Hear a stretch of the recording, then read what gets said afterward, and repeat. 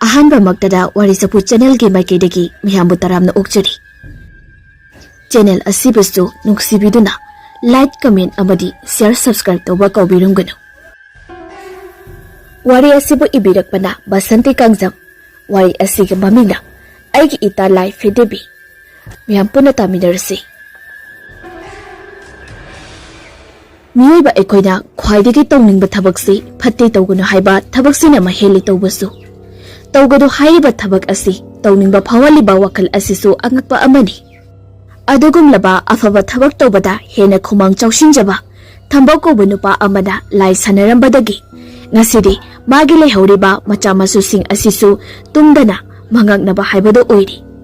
aduga thambause makoksu khara khara chakpa miyoi amagumna tawi mana tawriba thabak khudingmak achumba afaba ngaktani haina khanjaduna chachaba masada napal ama iroinaduna leiba misak amani nongma athengba ahingi matamni adugumlaba tanza aduda imung amada miyoi ahum leirami लेरिबा मियोइसिंग अदो अहिंगी मतम ओइबनिना इसिसिना लोइना तुमलमी अदुगा अथेंगबा अहिंगी अदुदा हुइना खोंजल हौना हौना लाख लाख तुना खोंबगी खोंजल सु तारे असमना हुइ खोंबगी खोंजल अदो ताबदा लेरांग सु तुमदुना लेरंबदगी मसा अदो लेंगली साड़ी तौदुना मिकप थोगलई अदुदगीदी लेरांग अदो मनाक्ता तुमलिबा मचानुपी अदो हाइफेट अमु यंगलम्मी मतम अदुदा लेरांगी मचानुपी तंफादो ngasai mana tumlam daida konduna tungkiba LAIPHIDIBI do haujiksu kolaga adumuk tumlammi tampha matam leiba khibita mahakna LAIPHIDIBI bu sungta thadoklamde matam aduda leirang adu machanupi na tumlingai matam asida LAIPHIDIBI do losin khragi khanduda tamna lauthoklaga LAIPHIDIBI do makoigina hipliba phamung adugi khuya oirapna tauba mopak makha aduda namsinduna thamjili adugi batungda लेरांग मचानुपीबो अमुक कोंदुना तुमख्रे असमना मिकु खरेगी मतुंग लेरगा इसिसिना तुमख्रबा मतम अदुदा हौजिकता लेरांगना मोंपाक मखादा नमजिनखिबा LAIPHIDIBI अदु चपमनाबा LAIPHIDIBI अमा उपु मनुंगदा यावरिबादो अहिंगबा ताइबंग मी अमगुमदा ममित अदु कोरो कोरो ओतुना उपु मनुंग अदुदगी यंगलाई अदुगा अमुकसो LAIPHIDIBI अदु मखुर मसासिंग अदु कोइलंगलिंग हौरकली aduga upugi thongaduchu makut aduna haifet nomagi yingi adubu solonduna laikhibana maram oiraga LAIPHIDIBI do upu manu adudagi tholakpa ngamdri asamna ehingsima so haukri nongalak abada lairang mapuroiba amadi machanupi anibu haifet haudok lamlaga maso imungi thabai ingkhangsing losilami asamna gihake matungda machanupi tamphaso mapa sana tombaga loidaina puna hogat minaraktuna mapanda thorai makoina thorakpa matamda mama leirang adu tulusibongdo wai taiduna leirami adubu layangso mapuroiba amadi machanupi anina mapanda thorakpada ubada mana pairamliba nura amadi nura CHAPHU adu makoi udanaba machi amada sat thaijilaga thamlami aduga mahaso hawgatuna makoto hamdoklaga machanupibu pamlaga hairai isa THOIBI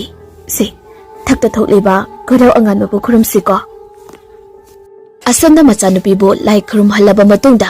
mapuroiba sana tombada onsinduna hairai moi baba angang se kari kari no khita pijabiruro aisu wai tairiba se hek loibaga rujarak lagi aduga sakto thongnaba tawragi asamna sana tombasu machanupi adubu puduna ibungda sangkri tampaso ayu haugalakpagi kari kari no chaba thakpa loiraga mapada onsinduna papa ahi LAIPHIDIBI do kadai laigi sana tombada isa THOIBI nagi mamada hangsiko mamana thamjilumbasu yai achimna mapa macha ani ado makoi kada amuk sanglaktuna pikliba machanupi bo lai takpige haina tawri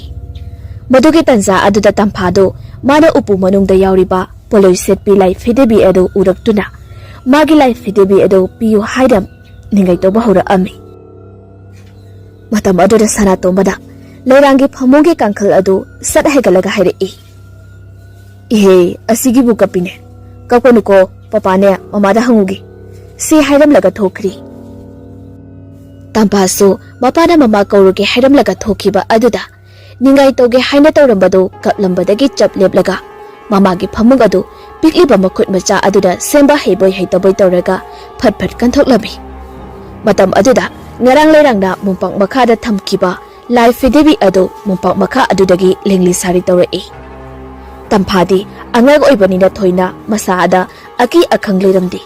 Aduna mumpang adu makut macha aduna sar haigatuna inglambi. Matam aduda LAIPHIDIBI do usinduna mumpang makhada leirami. Adu ubada tamphaso LAIPHIDIBI adu lauthoklaga makut aniduna paiduna yenglaga hairami.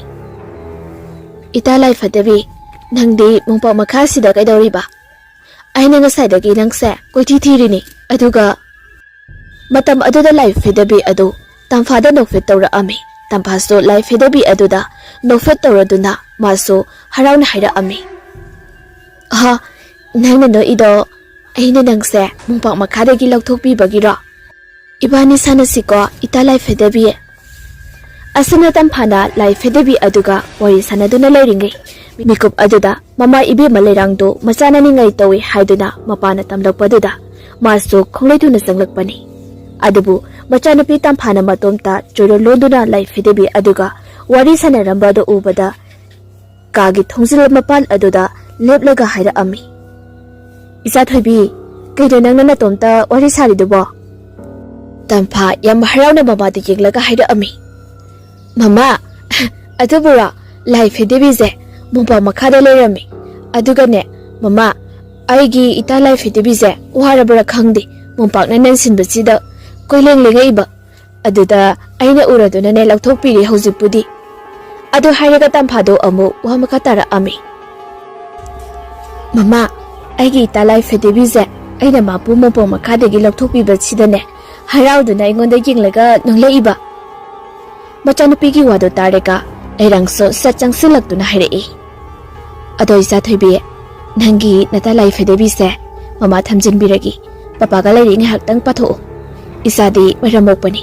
adugane leiri paba hek loibaga sidagi hena sauba LAIPHIDIBI amamu leibidoini tamphana as mama aisu lei page ba adugane aigi ta LAIPHIDIBI se aigi nakta masu sumlei jasanu aduga aidine aigi ta LAIPHIDIBI se sidagi hena atopa LAIPHIDIBI amata pamdebo tamphagi wado taraga magi matampakta leiriba LAIPHIDIBI adu tamphada yenglaga amuksu nofet tawra ami matam aduda tamphasu amuka suhairei yengatu mama aigi ta LAIPHIDIBI se aiga lege haibasida noleise haraudana leirangsu LAIPHIDIBI da satlawlu yengloi matam aduda machanupina pairiba LAIPHIDIBI adugi miyeng adu mangonda yamna sauna yenglapagumda urei matam aduda leirangi masadu tu chungkhiba khangaude aduna hoibai hairamdana ka adudagi thokhirami aduga tamphaso phamung aduda famlaga LAIPHIDIBI aduga wari sanaduna leihowi aduga somdana leirangso mapuroibege manak tamna lai aduga mapuroibabu tamda korega satpham tharei sana thombaso piktak tauba u pambi ama yanduna masa mareng sing adu yanthatuna makak makak kaklami adugi tanja aduda magi nupina prap prap tholaklaga mabu kauduna phamtharakpa aduda masu kari tawrabano haina tawramliba thabak adu chap leplaga hanglai kaidore hojita harau harau le hodaine nasa nupina kadaida le horage asuk sutharaga amuk changlai sina kaigina repeat isuk sutharaga tholai sina kaigi leirang tapna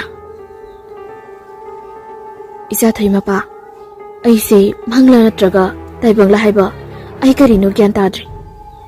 hoine ado kaidorage haiba nangna haininglido sat hairo ne nangba leirang hausik mana changakhiba matamda machanupina tawramliba maung matau amadi mana urakhiba LAIPHIDIBI adugi saktam ado mapuroibda tamduna khangalami matam aduda sana tombade karisu thausadana noklaga hairei hera nupi nangi siti onto pa haiduni karamna phine saba LAIPHIDIBI aduda aikhoi miyoibagi maung matause khanglamdoinoba nangi do bhabna oirangani ko leirangdi mapuroibana nolakpa aduda masu wadu makha taramdri maramdi mahana hairiba wafamsing asi mapuroiba khagdana tana atopa mida hairurabaso kana amatana thajabiroidaba maram oiraga leirang tumina satkibani aduga Ka manungduda tampado LAIPHIDIBI aduga marol thokpa mi amagumda fajana wari sanabagi maungda leirami. Matam aduda leirangdo machanupigi matawado lona yingduna leirami. Aduga machanupi tamphana LAIPHIDIBI aduga hairaba singado lona tarami. Tamphana aslamna hairi. Aigi ta nungsibi LAIPHIDIBI nangse onthona nungsikreda. Ado ibani haindagi school chapa horasiko. Matam aduda LAIPHIDIBI aduso hoy haibagumna nofedang tawduna yenglai. Matam aduda tamphado makatarai. Ado ita LAIPHIDIBI ay lairi paba loiri aduna ibani amog sanarasiko. Leirangdo machanupi tamphana tawribado urega magi masada haifam khangdaba ihol ama phawra ami. Asumna yam pakhana yingduna leiringai mikup asida leirangi tunglondagi tap launa pairai. Matam aduda leirangado kamprek khangleduna kana laura ami. Leirangna laurokpa aduda sanatombaso sat hairai. Ihe ahini ne nangba. Leirang sordo sangna hondoklaga. As aidi khangluredana. Mama mapa anigi matawdo urega tamphaso sat yenglai. Sanatombaso machanupigi manakta sanglaktoda. Isa thoibi nangbu kaidorino. Tampha aduburo papa aina lairi paraga aigi ta LAIPHIDIBI asidane sangalamani. Phare phare ado papa ka ngai haktang amuk pasiko. Asamna numitumagi nungdangi patam adudaso mama macha makhoi ahumdo chak thongduna saba loiraba matungda tumkhirami. Aduga tamphadi magi LAIPHIDIBI ado amuk kolaga tumlammi. Matam aduda leirang ado machanupi tumkhiba ngaiduna leiraga Masagi makuta kun sinduna tumliba LAIPHIDIBI ado tamna lauthoke haina tawruba matamda LAIPHIDIBI ado leirangda hefe noksulakpagi matagumna leirangi mabita urai. Tawriba mataw ado asengbar aranbar haibasu khangdri leirang ado menman ama itatadri. Aduga leirangso mamito haifet osinduna leiroba matung amukso tamna pangthoraktuna LAIPHIDIBI ado da yinglai. Adubu hantabukti LAIPHIDIBI ado kariso tawrakhidri. Matam aduda leirang LAIPHIDIBI ado loktholaga tamna haugatuna thong ado hangdoi. Aduga makhoigi yana kharomda chetuna maningi leiba khongwal aduda LAIPHIDIBI ado laktuna langthokhirami. Adu loirega leirang do hatu hatu imolobda amuk changlakpani. Matam aduda leirangna makhoigi imungi thongjinado kansilakpa matamda matam kayagi mamangdagi leiraklaba makhoigi upu manungda solonduna thamliba maru kokli kokli tawrabi LAIPHIDIBI ado thongsin mapan aduda longna taduna leirami. Matam aduda leirang ahingi matamga oibaga kaiga tawraga masado ipapakana laura ami. Matam aduda sanatombaso haife safiti taraduna mikap tholaktuna magi nupibu yenglai. Aduba leirangti yamna pakhada makhoigi kada khongli thuna sinsilai. Sanatombaso kari tawrabano khanamaso shat kumtharaktuna pakhatpa amadi kiba punsinduna Sorga chaning samang samnadabi lairiba magi nupi adugi manakta famlaga tapna hanglai. Nangbu kaidoragi ahingsida tawrisibo. Matam aduda leirang ado yamna pakhada mapuroibada yinglaga makutuna makhoigi yumjairom thangbaka aduda thinduna karigumba khara leiri haibagi maungda takli. Matam aduda sanatombaso sat hairei. Ngaikoko nangsida sumlerom ayingmuki. Asi hairam laga sanatomba makhoigi yumjai karomda chatkhirami. Matam adudi yumjai kagi thongado ihang hangduna lerami. Madu ubada sanatombaso thongado lonsengge haira tawrami. Matam aduda masu uri maru kokli kokli tawraba LAIPHIDIBI aduna thongjin mapal aduda taduna leiribado. Aduba sanatombadi madu khanglabasu urabasu masada akitu jungba kariso leramdi. LAIPHIDIBI ado tabda khungkatlaga thongado lonselam laga makhoi kada mukjangai. Asumna numito leirangdi tumthaba yadana adumak leirami. Aduga ngasi makhoigi imungsida leiramliba LAIPHIDIBI asi hanadagi hauna leirangna bayum palakpa matamdagi leiramlaba LAIPHIDIBI ni. Aduga mahakna LAIPHIDIBI asigi maramda nongmatasu mapuroibada hangludi. Madugi maramduso thoina kupna thijaludi. LAIPHIDIBI asidi angangi sanapodi aduna haujikti tamphaso nupi masa oibana maram oiraga LAIPHIDIBI do sanajaba khaktani. Aduga sanatombagi imung asi hada mamangda laitin samnabagi thabakta leikaina adum ngangnaduna lakhibani. Matam abada Sanatomagi mapa Thambaudu lai sanabagi thabak asi masu yamna tawrami. Magi nupina adugumba thabak to tawganu haina kayarak haikibani. Adubu Sanatombagi apokpa Thambauno yabakoba laikhidi. Thambokso tasingna lai sanage haidina sanakiba miyoi amadi nati. Sanatombagi mapa Thambaubu apokpa mapu tomsausi thainadagi hauna lai sanaba aphauba miyoi amani. Aduna Sanatombagi mapu Thambauso piklingai matamda mapu ibungo tomsaugi madakta adum leirakpana maram oiraga mapu tomsauna tawkiba thabak khudimak masu loina khanglami. Aduda tomsauna laikhidraba matungda Sanatombagi mapa Thambauna mama mapa khangandana mapu tomsauna hinglingagi matamda tawkiba lai sanabagi thabak adu lona lona tawba horaklami. Asamna Thambauna lai sanaba aduda laigi laison sonduna ahanba chayeng oina mahapu hek pukpa mapada pangthuklami. Adubu Thambaude tasengna mahagna tawriba thabak adu mai paklakani haina khanglamdi. Aduna Thambauna changing adumaksu mabu hek pukpa mapada pangthukibani. Matam aduda Thambaugi changing adu mai pakhiduna Thambaugi mapado matam pharangauna phaina naramlaga mathong maram khangduna sikhi. Adubu matam aduda Thambau maha masamaksu mahakim apokpa seriba adu mara tawriba changing adu mai paktuna saying adugi matik magul aduda mapa siribani haibase khanglamdi. Asamna madugi matungda Thambausu pakhang matam oiraktuna nupi amuk thirami.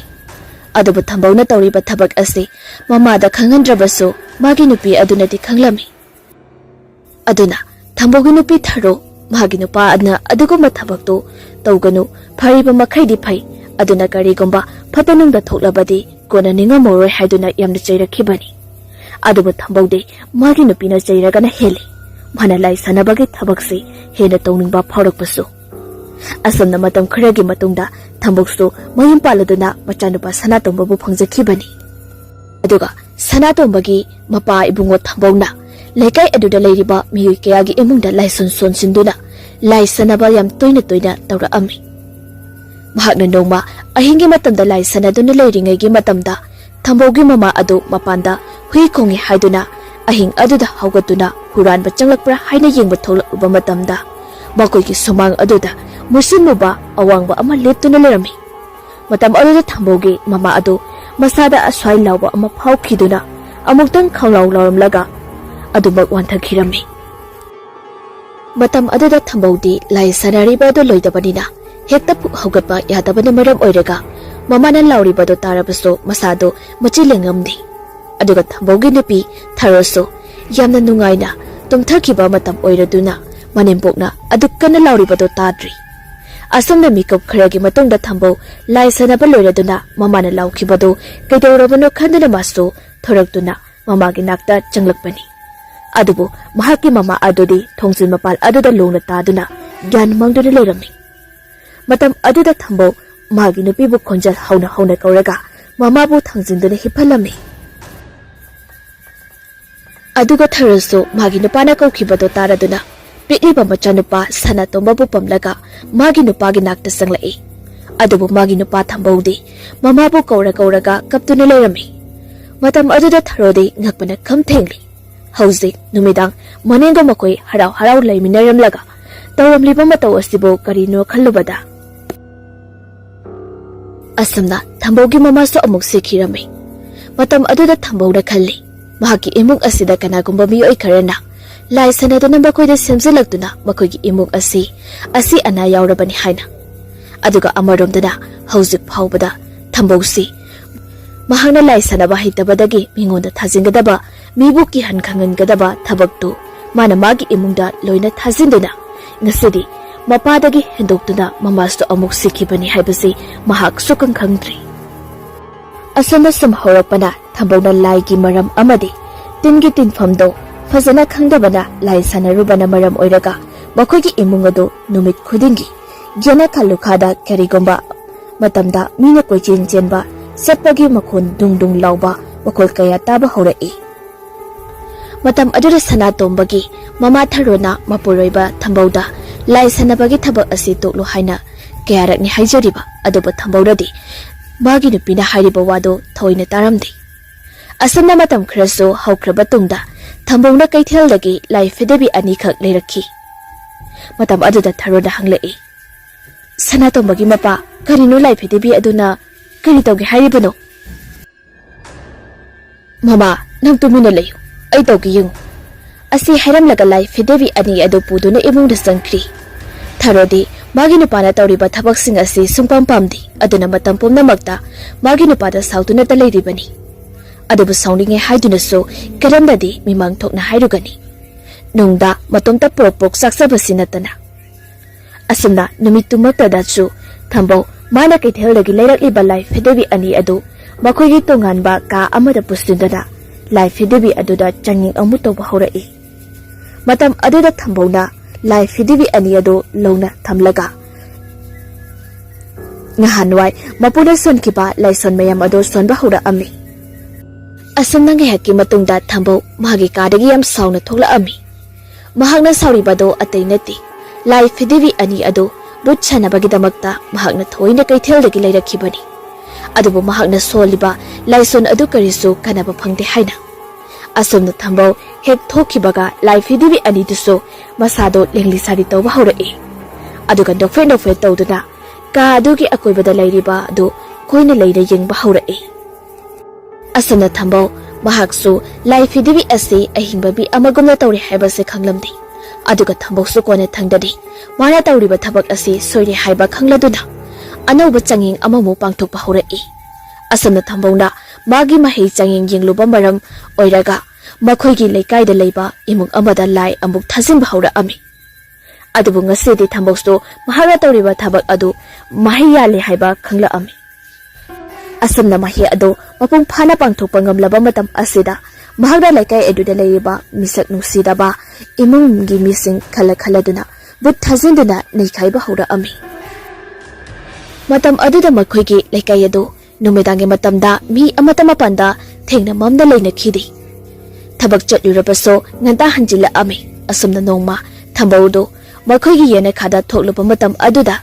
ꯀꯅꯥꯅ ꯊꯝꯂꯤꯕꯅꯣ ꯈꯪꯗꯦ, ꯐꯤ ꯑꯉꯧꯕ ꯑꯃꯗ ꯁꯤꯡ ꯈꯔꯒ ꯂꯩ ꯑꯉꯥꯡꯕ ꯈꯔꯒ ꯌꯣꯝꯗꯨꯅ ꯇꯥꯔꯒ ꯂꯩꯔꯝꯃꯤ꯫ ꯃꯇꯝ ꯑꯗꯨꯗ ꯊꯝꯕꯧ ꯃꯥꯒꯤ ꯅꯨꯄꯤꯕꯨ ꯀꯧꯊꯣꯛꯑꯝꯃꯤ꯫ ꯑꯗꯨꯒ ꯊꯝꯕꯧꯒꯤ ꯅꯨꯄꯤ ꯊꯔꯣꯁꯨ ꯍꯣꯕꯦ ꯍꯣꯕꯦ ꯆꯦꯟꯊꯣꯔꯛꯇꯨꯅ ꯃꯐꯝ ꯑꯗꯨꯗ ꯆꯪꯂꯛꯇꯨꯅ ꯂꯩꯔꯤꯕ ꯄꯣꯠꯁꯛꯁꯤꯡ ꯑꯗꯨ ꯃꯥꯁꯨ ꯎꯔꯤ꯫ ꯃꯇꯝ ꯑꯗꯨꯗ ꯊꯔꯣ ꯌꯥꯝꯅ ꯄꯥꯈꯠꯅ ꯍꯪꯂꯛꯏ, ꯃꯣꯏ ꯕꯕꯥ, ꯁꯤꯕꯨ ꯀꯔꯤꯅꯣ? ꯊꯝꯕꯧ, ꯑꯩꯁꯨ ꯈꯪꯗꯦ ꯃꯃꯥ, ꯑꯗꯨꯅꯤ ꯅꯉꯣꯟꯗ ꯍꯪꯒꯦ ꯍꯥꯏꯗꯨꯅ ꯀꯧꯔꯛꯂꯤꯕꯁꯤꯅꯤ꯫ ꯑꯗꯣ ꯃꯣꯏ ꯕꯕꯥ, ꯑꯩꯅ ꯁꯨꯝ ꯈꯟꯕꯗ ꯃꯁꯦ ꯃꯤꯒꯤ ꯄꯣꯠꯁꯦꯝ ꯃꯥꯜꯂꯤ꯫ ꯑꯩꯁꯨ ꯈꯜꯂꯤꯕꯅꯤ, ꯃꯤꯒꯤ ꯄꯣꯠꯁꯦꯝ ꯅꯠꯇꯅ ꯃꯐꯝ ꯑꯁꯤꯗ ꯃꯔꯝ ꯆꯥꯗꯅꯅꯦ ꯁꯨꯃꯥꯏꯅꯅꯦ ꯊꯅꯝꯒꯗꯕ ꯅꯠꯇꯦ꯫ ꯑꯗꯨꯒꯤ ꯃꯇꯨꯡ ꯃꯇꯩ ꯃꯅꯥꯎ ꯑꯅꯤꯗꯨ ꯏꯃꯨꯡꯗ ꯑꯃꯨꯛ ꯆꯪꯂꯛꯇꯨꯅ ꯋꯥꯔꯤ ꯁꯥꯟꯅꯔꯝꯃꯤ꯫ ꯑꯗꯨꯒ ꯃꯈꯦꯠ ꯄꯨꯗꯨꯅ ꯑꯃꯨꯛ ꯊꯣꯔꯛꯂꯒ ꯄꯣꯠꯂꯝꯁꯤꯡ ꯑꯗꯨ ꯃꯩ ꯊꯥꯗꯣꯛꯂꯝꯃꯤ꯫ ꯑꯁꯨꯝꯅ ꯑꯁꯨꯝ ꯇꯧꯗꯨꯅ ꯃꯇꯝ ꯈꯔ ꯍꯧꯈ꯭ꯔꯕ ꯇꯨꯡꯗ ꯊꯝꯕꯧꯗꯣ ꯑꯃꯥꯏꯕ ꯁꯥꯕ ꯑꯃꯨꯛ ꯂꯥꯏ ꯇꯤꯟ ꯈꯣꯏꯔꯝꯕ ꯆꯠꯂꯝꯃꯤ꯫ ꯃꯇꯝ ꯑꯗꯨꯗ ꯃꯈꯣꯏꯒ ꯅꯛꯅꯅ ꯂꯩꯕ ꯑꯃꯥꯏꯕ ꯏꯕꯣꯍꯜꯒ ꯂꯣꯏꯅꯅ ꯊꯝꯕꯧꯁꯨ ꯑꯔꯥꯞ ꯑꯔꯥꯞꯄ ꯃꯐꯝꯗ ꯂꯥꯏ ꯇꯤꯟꯒꯤ ꯊꯕꯛ ꯊꯧꯔꯝ ꯀꯌꯥ ꯑꯃ ꯄꯥꯡꯊꯣꯛꯄ ꯆꯠꯂꯝꯃꯤ꯫ ꯃꯇꯝ ꯑꯗꯨꯗ ꯏꯕꯣꯍꯜꯅ ꯂꯥꯏ ꯌꯦꯡꯕ ꯂꯣꯏꯔꯒ ꯂꯥꯏꯒꯤ ꯈꯥꯏꯗꯣꯛꯐꯝ ꯊꯣꯛꯄ ꯃꯊꯧ ꯃꯉꯝ ꯄꯨꯝꯅꯃꯛ ꯈꯥꯏꯗꯣꯛꯇꯨꯅ ꯌꯨꯝ ꯑꯃꯗ ꯌꯦꯠꯇꯨꯅ ꯂꯩꯔꯤꯕ ꯑꯃꯥꯡꯕ ꯂꯥꯏꯁꯤꯡ ꯑꯗꯨ ꯈꯥꯏꯗꯣꯛꯂꯝꯃꯤ꯫ ꯑꯗꯨꯕꯨ ꯏꯕꯣꯍꯜꯅ ꯅꯤꯌꯣꯝ ꯆꯨꯝꯅ ꯇꯧꯔꯤꯕ ꯊꯕꯛ ꯑꯗꯨ ꯊꯝꯕꯧꯅ ꯂꯥꯜꯂꯤ ꯍꯥꯏꯗꯨꯅ ꯃꯔꯩ ꯌꯦꯠꯄ ꯍꯧꯔꯛꯂꯤ꯫ ꯑꯗꯨꯕꯨ ꯏꯕꯣꯍꯜꯅ ꯃꯥꯒꯤ ꯃꯊꯧꯗꯤ ꯃꯥꯅ ꯑꯗꯨꯝ ꯇꯧꯖꯈꯤ, ꯑꯗꯨꯅ ꯑꯃꯥꯏꯕ ꯑꯃꯒꯤ ꯊꯕꯛꯇ ꯑꯃꯥꯏꯕ ꯑꯃꯅ ꯂꯥꯜꯂꯤ ꯆꯨꯝꯃꯤ ꯍꯥꯏꯅ ꯌꯦꯠꯂꯛꯀꯅꯨ, ꯑꯩꯒꯤ ꯍꯩꯖꯕ ꯃꯑꯣꯡꯗ ꯂꯥꯏ ꯈꯨꯔꯨꯝꯁꯤ ꯍꯥꯏꯅ ꯍꯥꯏꯔꯛꯈꯤ꯫ ꯑꯁꯨꯝꯅ ꯅꯣꯡꯃꯗꯤ ꯑꯃꯥꯏꯕ ꯏꯕꯣꯍꯜ ꯊꯝꯕꯧꯗ ꯑꯁꯨꯝꯅ ꯍꯥꯏꯔꯛꯏ, ꯏꯇꯥꯎ ꯊꯝꯕꯧ, ꯑꯩꯗꯤ ꯅꯪꯒ ꯆꯠꯃꯤꯟꯅꯕꯁꯦ ꯌꯥꯝꯅ ꯀꯤꯕꯗꯨꯝ ꯐꯥꯎꯔꯛꯏꯅꯦ ꯇꯧꯔꯤꯁꯦ꯫ ꯀꯩꯒꯤꯅꯣ ꯏꯇꯥꯎ, ꯑꯩꯅ ꯀꯩꯗꯧꯔꯒꯦꯅꯦ? ꯏꯇꯥꯎ ꯊꯝꯕꯧ, ꯅꯪꯗꯤ ꯑꯁꯦꯡꯕ ꯃꯥꯏꯕꯁꯨ ꯅꯠꯇꯦꯗꯣ, ꯑꯗꯨꯅ ꯂꯥꯏ ꯇꯤꯟꯒꯤ ꯊꯕꯛ ꯊꯧꯔꯝ ꯇꯧꯕꯁꯦ ꯑꯁꯤꯗ ꯑꯃꯨꯛ ꯁꯣꯏꯗꯅ ꯃꯤꯒꯤ ꯂꯥꯏ ꯈꯨꯔꯨꯝꯂꯨꯕ꯭ꯔꯥ ꯍꯥꯏꯕꯕꯨ ꯑꯩꯈꯣꯏꯗ ꯂꯣꯏꯅ ꯇꯦꯡꯕꯥꯡꯂꯛꯇꯅꯅꯦ ꯗꯁꯥ ꯇꯥꯒꯗ꯭ꯔꯥ ꯍꯥꯏꯅ ꯄꯥꯈꯠꯂꯤ꯫ ꯊꯝꯕꯧꯅ ꯑꯃꯨꯛ ꯍꯥꯏꯔꯛꯏ, ꯍꯦꯔꯥ ꯏꯇꯥꯎ, ꯑꯩꯁꯦ ꯑꯁꯦꯡꯕ ꯃꯥꯏꯕꯅꯤꯅꯦ, ꯑꯩꯉꯣꯟꯗꯒꯤ ꯍꯦꯟꯅ ꯍꯩꯕ ꯃꯥꯏꯕꯁꯦ ꯀꯗꯥꯏꯗ ꯂꯧꯔꯨꯗꯣꯏꯅꯣ? ꯏꯇꯥꯎꯒꯤꯁꯤꯗꯤ ꯑꯩꯕꯨ ꯀꯔꯦꯝꯅꯕ ꯃꯥꯜꯂꯤ, ꯑꯗꯨꯒ ꯏꯇꯥꯎ, ꯅꯉꯣꯟꯗꯒꯤꯁꯨꯅꯦ ꯑꯩꯅ ꯍꯦꯟꯅꯅꯦ ꯌꯥꯝꯅ ꯊꯤꯅ ꯍꯩꯕ ꯍꯦꯜꯂꯤ, ꯃꯤꯗꯥ ꯌꯦꯡꯂꯒ ꯋꯥ ꯉꯥꯡꯕ ꯐꯩ ꯍꯥꯏꯅ ꯈꯜꯂꯤꯀꯣ ꯏꯇꯥꯎ꯫ ꯏꯍꯦ ꯏꯇꯥꯎ ꯊꯝꯕꯧ, Aina asengba hairaga itauna adu yamna sauridubu kaigino. Sina oiba tai. Taibang miyoibana achumba haibada sawi hairibado. Aduna itausu aingonda saurabra karino. Aina hairise itawu nusibagi hairinne itau. Aina sahi tara chupna amaiba amani haiduna laklibase ngasi phauda khangda haitaba haibadi. Lai tanba ngamdaba mayam yauribani. Aduna ne ngarang na hanta amaiba amani haiduna thorakliba itawu ne ahiba amaiba amani haibase kanana haigadoribano ne itaw. Wakhalse khara khara khantharaga wa ngangbo iramradine phadawni. Aina hairisina ne itawga aiga tungkoina maibagi sinpham asidane leiba ngamnabagi khangdabado khangnanaba akhang ahisingda tana hausi haina haijabagi ni itaw. Itaw ibuhal yare nangi nagun chapchana khangli aduga ngasidagi ibani tongan tongan chatnarasi. Itaw sune puglakpadagi amaiba oirakpa budi oiramloidana. Itaw gisu takpi tambiba guru amadi soidana leiramganidana. Adubu itaw di napalna yomline. Itaw thambau ngasigi palem asidane tamliba mahi khudimakse oja guru leitaba sinpham amata leiramloi. Aduna guru haibasidine aigi leiriba asigumna itaw gisu leiramganida. Sinpham ama tawbada guru leitaba haunadi. Adugade guru leitaba minana tawrakpa thabakpu kayamna mathong saba thabak tawgadoribano itaw. Thambawdo ibo halgi wadu taraga noglai aduga. To aduni itaw. Itaw sumatanta hekta amaiba ama oirakpa nati haribasi. Ado itaw nane aibu asengba amaiba nati haidunane laigi thabak tawram tawrakpa matamda chaminabaki haribado madudani aina yamna nokninglibasi itaw. Ibo halna itaw yarasi toglasi ibani yenadana karibu kanani aduna ibani gi marakta achumba amadi soidana yauranggadabani. Aduna ibani gi marakta yauriba achumba dunane mai pakpo oijasanu. Aina chumle aina mai pakserani itawna chumle itawna mai pakserani. Law yumdane oina halasi. Thambawdi ngasese mathawai inu nungaitribani ibo halna mabu khara usitabagi maongda haikiba wahi khara aduda. Aduna maso wadu makha mutara I. Itaw amta gaiko. Aina amaiba oirakhiba matamda aigi kanagumba mihoi amatada taklakhiba leiti. Aigi guru amatang hayu hairabadi taibang mapu ase oigadoribani. Mana aingonda isorgi sakti pibirakpaduna ngasidi aina guru haibado amuk leitana maibagi sinpham asida changlakpa ngamjaribani. Aduna itaw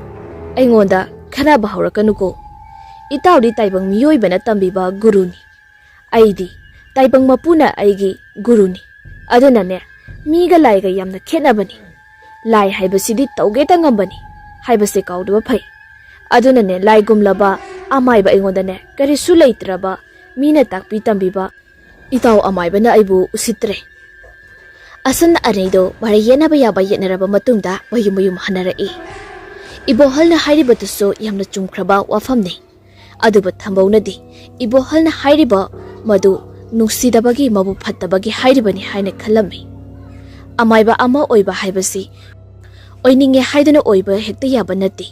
Tingkhong laikhong fazana khanglaba matungda oigadabani. Laigi lairam tingi liklam khangdana amaiba saruba kaya manung matam sadana mangkungkiba kaya yaukhidabasu nati. Aduna icham chamna ibo halna haikiba wahai khara aduna thambawdi tasengna sauradana mayumde hek yorapaga magi nupida ibo halna hairakiba wa kaya adu tamlammi. Matam aduda tharodi saubagi mahuta tapna hairaami. As ngaiko si moi baba ta ibo halda hairibado yamna chumbani. Amaiba oiba haibase araiba thabak amadi nati. Angang machana chak thongbi sanabagi maongdane khalibro moi baba gi sibo. Thambaw magi nupina nganglibado amata tadi. Aduna ibo halbo amuktangdi haida khanduna leirami. Asumna numit adudagi hauraga Thambaw ibo halgi mafamda lai thajinduna ibo halbo mathong maram khangdaba laina layong kaya amana handuna mabu usitabagi laman khumge haira khalami. Aduga ibo haldi somda magi mataw Thambawbu karisu nungaitaba leijadi. Aduna madi icham chamna ngasisu Thambau hoida laami. matam aduda tharona ibohalbo taram oklammi aduga tada kadai da yawbiruragi phida somda lengsinbiyo ibema aise nakhoi makha thangba kulla hoigi ne yumda laambani magi nupido masa khara nungaiti haiduna ne aibu koba lai maduda aisu kari tawraba jano haiduna ne haibetang yengthokpiruge na lakpani ado hingchabi changbo oira male ado tada haujibu kaisu tahodrabro tahodre ado itawu leitabro ibema tanjada pikliba machanupa sanatombabu kapagi makhul tarei aduna maso hobe amuk imung de changsiluraga machanupa bu pamduna amu thoraki matam aduda ibo haldi icham chamna tharona pamliba sanatombabu nungsina yenglaga haira ami ibema tharo nachanupa sidi onthokna nuksi kreda ado itawu leitabro aduga thambauti magi nupiga ibo halgana wari sanariba adu masu lairibani uribani adana magi nupi tharogi mafamda mana thunau mapa aduda leplaga mamit o manawo makhut o masao amuk toiba menman tadi mana tawriba do kari hairibano haibasu khangdi aduga tharoso maduloina uribani adana thambaugi matau aduda uraga kari khumsige haina kahak tangdi khanjai aduga sat khumlai tada madulaiti ado ngahak tang sum phambiramo ai salon jiraki ngasai makhesu bab oi jahodri tada yarida lholuranu adudi aisu amu chatkrage horen itaw halaga khare hek tamlo ai la ami haiduna asumne ibo hal chatkraba adudagi matungda tharosu mapuroibage manakta sachangsila aga hairei moi baba karino matang sadana anghanga phalai dubo asigi ibo hal haiba haisu haitaba ahi aba saba maiba asina nangoda munna yenglibado nang kemta khangde tharona as moi baba taningdeda kari wabu kauge dubo onthok na haina khidre daidi wakhaldo ababa kharasu khanba tambi phataba ngakta sum khallaga leiradine kamaina tawdorige phana yengnadi afaba ngaktani khalaktoisi adugane phatana yenglagana phataba ngaktani tholaktoisi aduna moi baba je afaba haiba wakhaldo machet amata khanba haitrabra male tawrisi thambongna yare to kula hoidane la amlini haido magi kulagi nupido hingchabi changboram madugi ne namadane aikhogi imusida mahei tawbane changlak poirangani tharo magi mapureiba thambause hanade khara phaboi khalami adubu magi nupase karino matawrami mi khudingmak chumna yengba ngamlaktri afabaso aranba onthokigum tawrakli aduna mapureibagi matau asi ma phawba tanba ama yoksilai aduna manaba tanmadagi machanupa adubu posilaga tawbaya bathabak tawrami aduga thambaude magi kada sangsinduna nongma mana leirakhiba LAIPHIDIBI ani adu lawthoklaga police LAIPHIDIBI adugi masam khara adu katina chabat chaplami aduga amukso khara pitap tawbi LAIPHIDIBI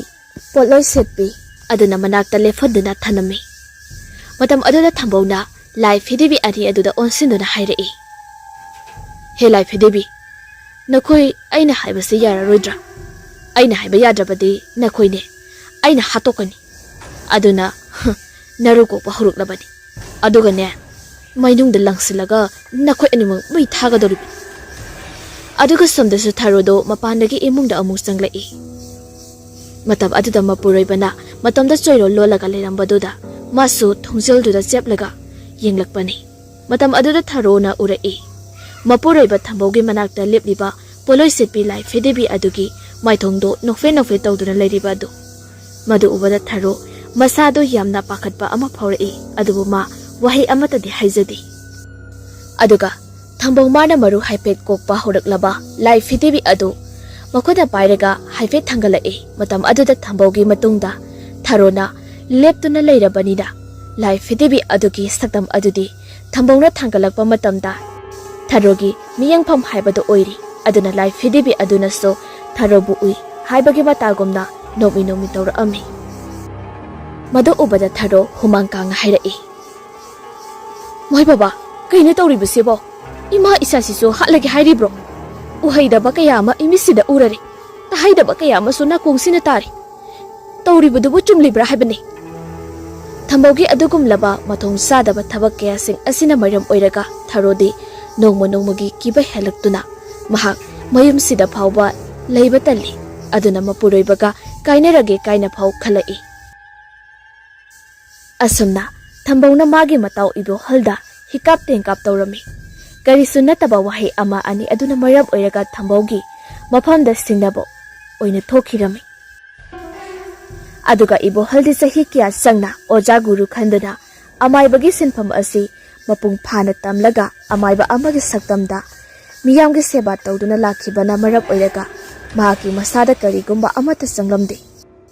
maramdi thambawdagi ibo halna hena khangbai heiba yamna helammi aduga thambawdi karimata heiba nati samnatagi mapu tom chawna tawkhiba thabak khara adu mara uhoraga mataw tamba khaktani afaba laisona kerambano fataba laisona kerambano laisanaba matamda keramba niyomna sanagani haibana singba asi gi maramda karisu khangbanati aduna mana hanba chayeng oina mama mapaldagi hauraga imung aduda lairiba jiba khudingmakta magi changyeng adu pangthoktuna lakhiba aduna mama mapa phauba manung matam sadana laikhidri masigi matangda thambawdi mahakna tawriba thabak asi kadai phawba phai natraga phatte haibagi khenabado ngasi phawba khangjadri asumna mana amaiba saduna lakpada chahi ahum mapung pharakli adugi matungda tharodi masado angawbiumna tawra ami pikliba masa sana toba phaw ningthi nungai ni yengsingani haiba khangdri aduga mapuroibanasu magi nuwaitaba ase khangbidri aduna tharo machi khudingda ungduna phamba horakli asuk thina magi nupina hongla iba matau asi haujikso thambau kari amata khangdabagumna tawri aduga tharogi mamitasu makhogi imungda leiriba LAIPHIDIBI anidugi maung matau adu uduna ta leiribani thambawna laison tawduna mahai kaya sonduna aphabani khangdi phatabani khangdi LAIPHIDIBI adugi mathawai mami hapkhirami aduga thambawso masana mako khara chakpa oiba mi oibanina mahakna LAIPHIDIBI adu mathawai mami hapkhibado masaso hauji mak khangdribani mathong maram khangda masinda kallaba mahi kya sonkhibani aduna ma phauba gyanmen amta tajadri aduna LAIPHIDIBI anido ichamchamba LAIPHIDIBI amani khanduna noma mahakna thongalda phatta haudi mai thabagi damakta puthora ami matam aduda LAIPHIDIBI aniduso mai thadok toigi tawrami asumna mana phataba singado makhada haidoklaga mai thage haina maketo khelaga mai chuge haina tawrakpa matam aduda ikang khangawdana angang macha amana nahebagi makhol khonjel ama khaktara e matam aduda thambawado kadomdado khana yengluba matamda phataba posting adugi maraktagi LAIPHIDIBI amagi makhutna mado lengli sare tawra ami madu ubada thambaw masamukso yamna ngaklami aduna mahakna LAIPHIDIBI aniado mai thadokpagi mahutta amuk pusinduna sangla ami aduga nongma ibohaldo makhoida la ami aduga asumna haira ami itaw nongmaijing numita laigi thauram ama pangthokadabani ado ai itomtana ngamgadaba mani aduna itaw su chalusi haiduna ne haurugena lakpani thambawna ida aidi haiba amaiba natedo aduna madugi thabukto ai tawraroi ihe itaw di hauji phawba aibu waroduna leiribo oiri itaw thambau miyoiba aikhoisi afaba haijitabo pamido adune itaw nang aigi tungda mingsat thibado laktanaba aina sum chamna haikhiba wa adugibu hauji phawba tharum toba hongnabrani itaw ibhol ai sumini chak sai phiseni adunane wahi khudingi atra khangi aibu angang machadona sanarakano nangi achinba matamdana aibu themlaga shinage haiba aduga nangi komlaba matamdana aibu angang machagi bo ongda themlaga thamnamge haiba dudi tawbirakano ita ibo haldo ngasi de mayek sengne khangli magi mataw thambawna ngasi sumabu warawduna leiri haibasi aduna tamna haira ami phare ita ai chelagi aidi nangbu phaningduna laigi laison marik chumda khanghan hayening badagi haikhibani adubu itawna yamna lana lawbikri ai chelagi ado itaw nang nongmadi aida haikiba wafamsingdo soidane ningsinglakani ko asi hairamlaga ibohaldo mathawai yamna nungaitana famlambadagi phuk hogatunu chatki haina makongodo thangwa horakpa matamda tharo imungdagi hobe chinthораktuna khangai haire ami aya tada lamiro pidasida phambiyo ibohaldi tharogi matawodo uraga ngakpana khamthengli aduna tapna ibe matharo kari noni nangna tawribudubo tharodo ta singna anghawi dongna tawrabani aduna noffe tawraga sat haire e adabura tada akhoi gini moi baba sinani aibu nutigi but chanabado yengkhale aduna aisu but macha ama pharaga nutigi phamlaga sanaba adudane but macha duna aingonda tada lai mapanda tholu so haiduna chinthorakpadida aidugadi asengbagi su tadadi leirami aigi but macha se yamna khangra tada ibo halna ado tharo ai chatlagi nang matungdadi but masado sanarunuko but kamiga nagna leiba yade aduna ne lapna leinaba honauko asomna ibo haldo chatkri madugi matungda thambaudo magi nupi tharoda sauna yenglaga haire e kaigino nangna mapanda chinthorese aini mungda dum layu haiba natro tharodi angang masagumna peri tawduna haira ami moi baba di mabuk yamna phatte aine imusida leibaki lai sanaba toklo hairasu nangdi sukya yadi aduda aise gaurabra kaino batawri aise tasengna gaubi haibado oira male moi baba asi haduna tharodo amusu kabla e thambaude matu macha nuksibagi ihulga kaya phaukhidri aduna magi nupigi khudangodo tapaiduna imungda kanna laktuna singsinduna sangkhri aduga pikliba machanupa sanatombaga loinana tharo ka amagi manungda thongnon sindana thanami aduga somdana ibo haldo numedangi matamado mamit kakla amba phawba ushinba yadri ngasai mana urakhiba tharogi waong batau adu karino khallubada aduna hayi nong hek nganbaga mahak thamba hoida chattuna kari no kharadi thijularaga haina khalami adubu mahakna khanjaribaduso thambawna yadrabadi upai lairoi adubu yadrabasu yanaba hotnaba tabani adu khanduna ibo haldu tumtha khirami asumna numit adu so hawkri nongalakpada tharu adu mana mikap thorakpa matamda makhogi lining thoka adugi hek mamangda leiba amamba ka aduda hiplaga leirami aduga machanupa sanatombasu manaktuda hiptuna leiri matam aduda tharo mapuroiba bu kore e moi baba karino thonglonduna thamlibasibo thongse hango matam aduda sanatombasu mamana mapabu kaurakpa aduda taraduna mikap thole e aduga wawa kapa horakli